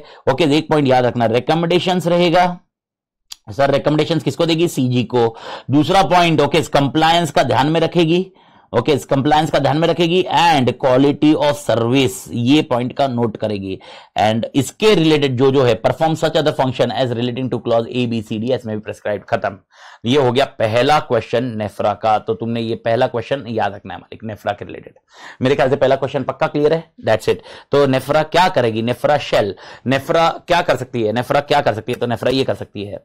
अब ये कौन से कंपनी को देखेगी, ये आपका सेकंड पॉइंट है, वो रूल्स में दिया हुआ है। ओके तो ये आगे इन लोग ने बोला है रूल्स में कवर है, तो आगे दिया है नेफ्रा रूल्स में shall have power to monitor and enforce compliance with accounting standard and auditing standard and oversee quality of services under subsection 2 and undertake investigation under subsection 4 of section the auditor of following class or body corporates. मतलब क्या, ये पूरा paragraph वापस पढ़ लीजिए। Okay इसमें clear cut बोला है सेक्शन 132(2) यानी ऊपर जो हमने बोला था 132(2) और 132(4) सबसेक्शन जो अपने सिलेबस में नहीं है, इन्वेस्टिगेट भी कर सकती है नेफ्रा, नेफ्रा इन्वेस्टिगेट भी कर सकती है। ओके यानी तीन चीजें नेफ्रा ये तीन चीजें करेगी, साथ में नेफ्रा इन्वेस्टिगेट भी करेगी। ओके कौन सी कंपनी या कौन से ऑडिटर ओके इसको करेगी, ओके सारे ऑडिटर नहीं, जिस ऑडिटर के पास इस क्लास ऑफ कंपनी का ऑडिट है उन्हीं को करेगी। तो कौन से companies whose securities are listed on any stock exchange within India or outside India, यानी लिस्टेड एंटिटी ओके उनको नेफ्रा गवर्न करेगी, उनके ऑडिटर को नेफ्रा गवर्न करेगी। ठीक है, दूसरा unlisted public company having paid up share capital not less than 500 crore और having annual turnover not less than 1000 crore और in aggregate outstanding loans debentures and deposit of not less than 500 crore as on 31 March immediately preceding year. Okay यानी ये लोग क्या बोलते हैं, पहला तो लिस्टेड एंटिटी ये तो क्लियर है, दूसरा है अनलिस्टेड पब्लिक, लेकिन इसमें क्राइटेरिया है और के क्राइटेरिया है paid up share capital, turnover और लोन्स, डिपॉजिट्स और डिबेंचर। पहले वाले इसमें 500 करोड़, दूसरे वाले इसमें 1000 करोड़ और तीसरे वाले इसमें 500 करोड़। अगर पिछले साल के 31 मार्च में या तो आपका paid up share capital 500 crore की क्रॉस कर चुका है या आपका टर्नओवर 1000 करोड़ का क्रॉस हो चुका है या लोन, डिबेंचर या डिपॉजिट या आपका 500 करोड़ के ऊपर क्रॉस हो चुका है, तो आपका क्राइटेरिया नेफ्रा गवर्न करेगी, यानी आपको भी और आपके कंपनी में भी एनफोर्स करेगी कंप्लायंस के, तुम अकाउंटिंग स्टैंडर्ड फॉलो कर रहे हो ओके ये देखेगी, और तुम्हारा ऑडिटर जो है उसको भी इंश्योर करेगी कंप्लायंस हो रहा है कि नहीं। सी वाला तो आंसर इजी है। ओके ये अपना common point, insurance, banking and electricity, ये तीन चीजें, और any other which is company which is govern under special act. Okay यानी तीन चीजें, पहली लिस्टेड, अनलिस्टेड पब्लिक जिसमें 500, 1000, 500। ओके उसके बाद है बैंकिंग, इंश्योरेंस, इलेक्ट्रिसिटी। चौथा ओके जो भी सीजी बोलती है नेफ्रा को तूने देखना चाहिए वो बोलेगी, यानी रूल्स के अंदर और कुछ और आ सकते हैं, सीजी ऐड करेगी, वो कंपनीज को भी देखना पड़ेगा नेफ्रा को। एनी बॉडी कॉर्पोरेट और कंपनी और पर्सन और any class of body corporate और कंपनी और person on reference to be made to NFRA by CG, यानी सीजी इज टेलिंग नेफ्रा कि इन कंपनी के बारे में देखने का है।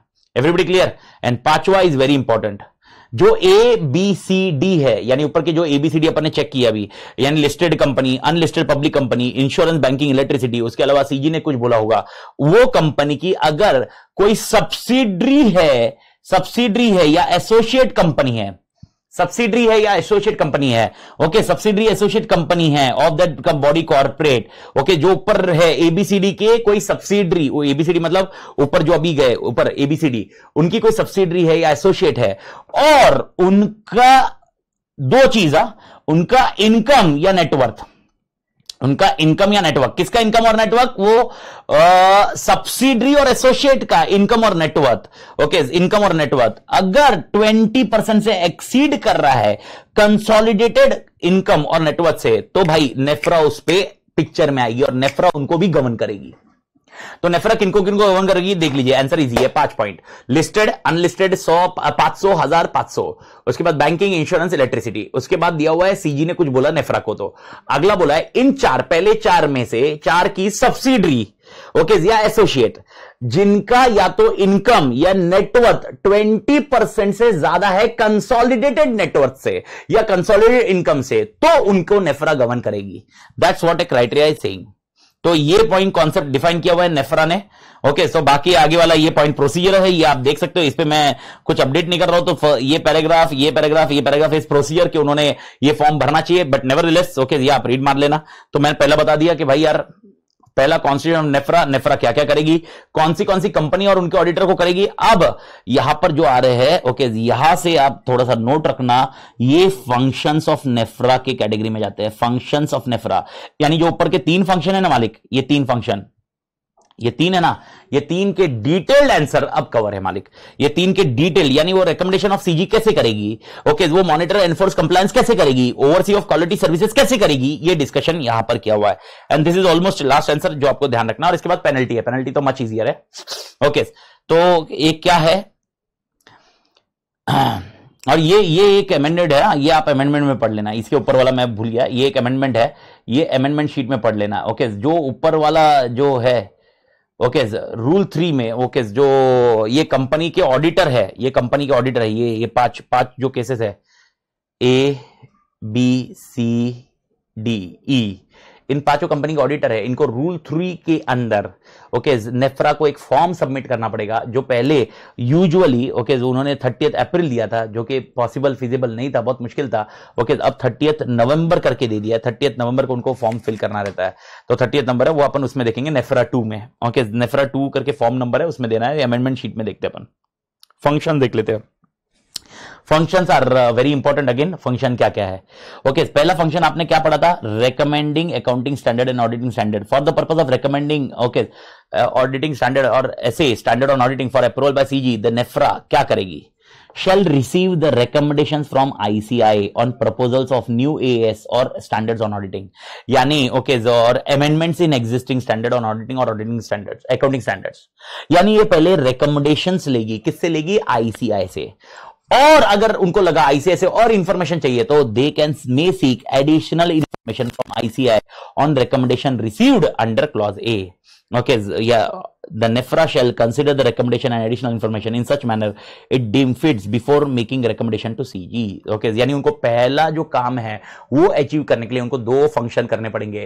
पहला वो इंस्टीट्यूट से रिकमेंडेशन मंगाएंगे, और दूसरा उनको लग रहा है और इंफॉर्मेशन चाहिए इंस्टीट्यूट से, ये अकाउंटिंग स्टैंडर्ड के रिलेटेड या स्टैंडर्ड्स ऑन ऑडिटिंग के रिलेटेड या इसमें अमेंडमेंट के रिलेटेड, वो और एडिशनल इंफॉर्मेशन मंगाएंगे और इसको कोलेट करेंगे और उसके हिसाब से अपना सजेशन डालेंगे और सीजी को इन्फॉर्म करेंगे। दैट्स इट, ये पहला सिनेरियो।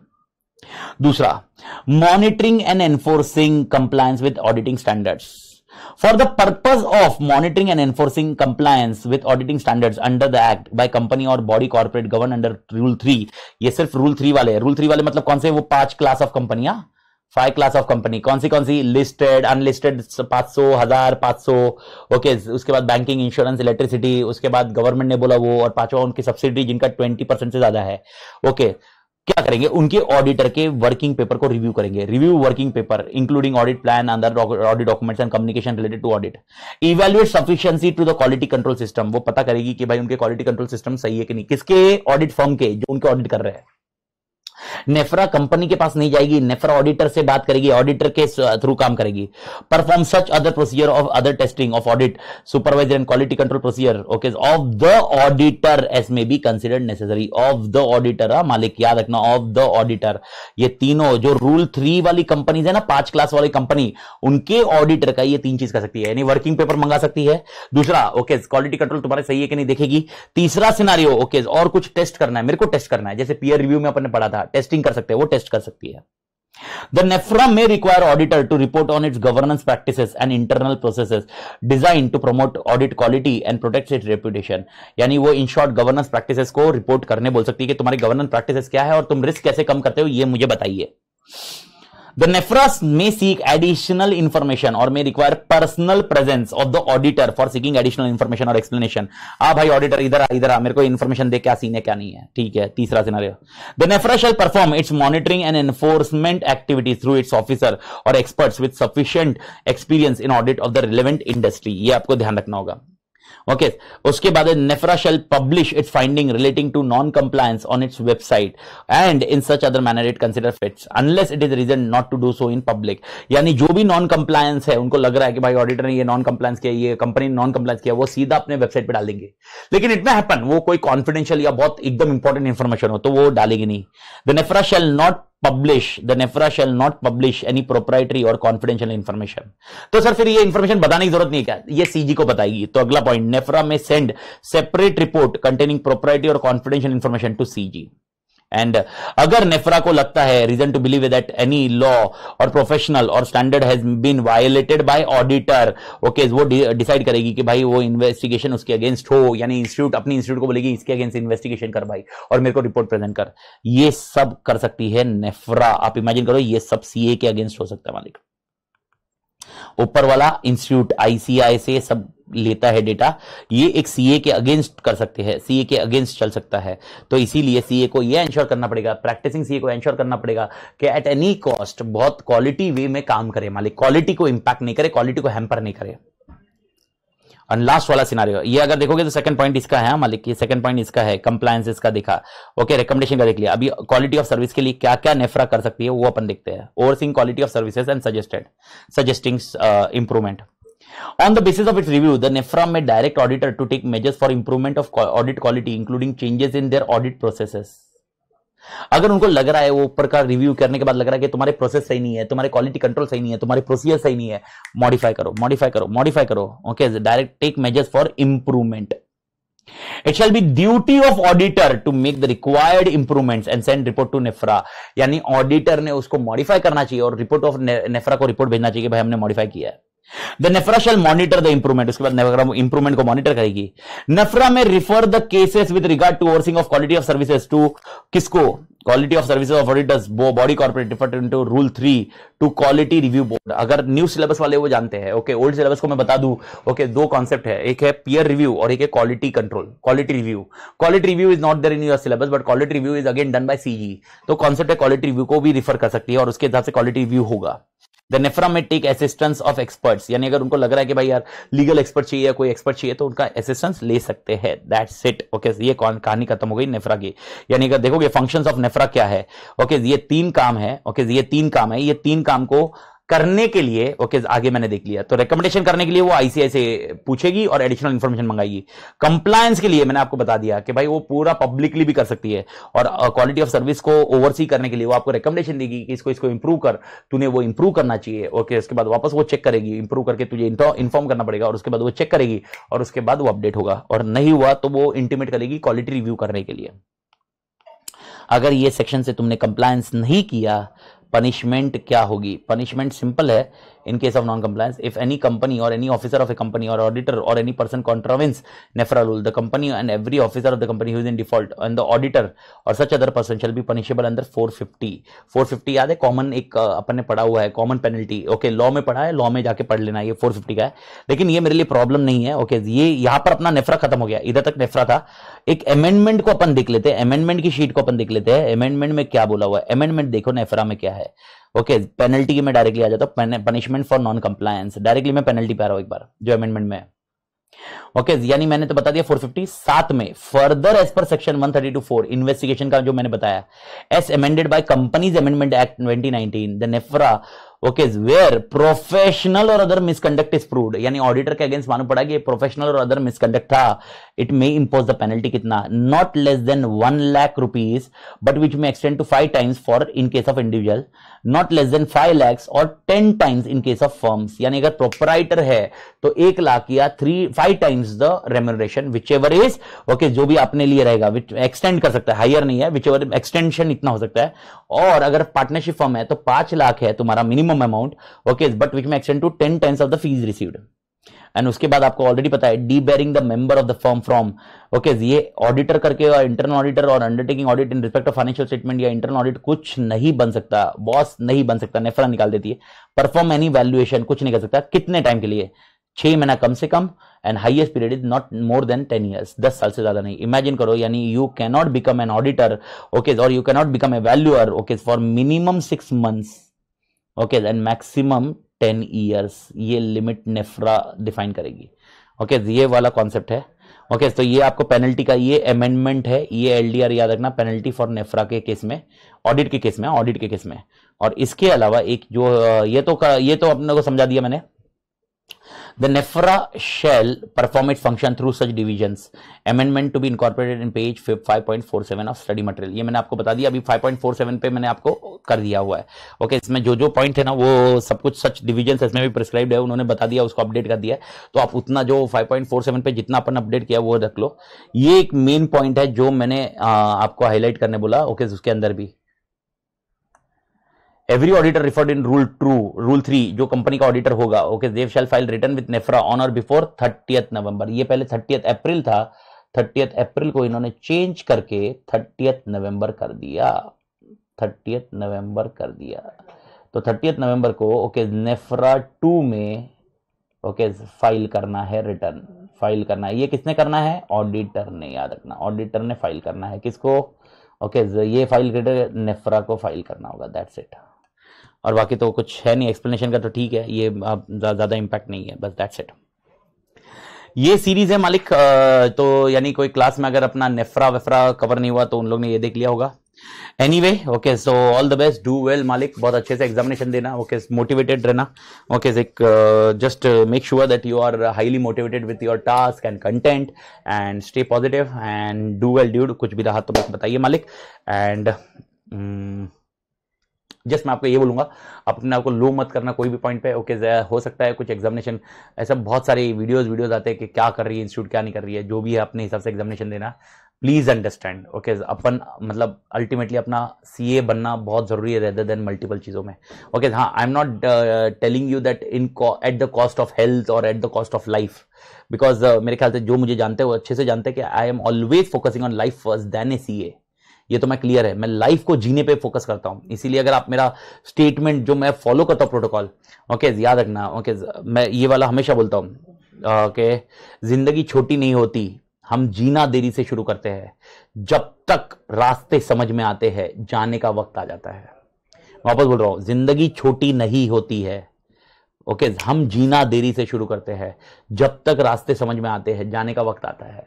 इसका मतलब तुम लाइफ को समझते समझते तब तक निकलने का टाइम हो जाता है।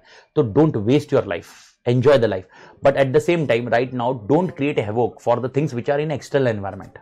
मैं नहीं बोल रहा हूं जाके गले मिलो, कोविड ले लो, ऐसा नहीं रहे भाई, तुम प्रोटोकॉल फॉलो करो ना यार। इसके साथ रहना सीखना पड़ेगा, जीना सीखना पड़ेगा यार।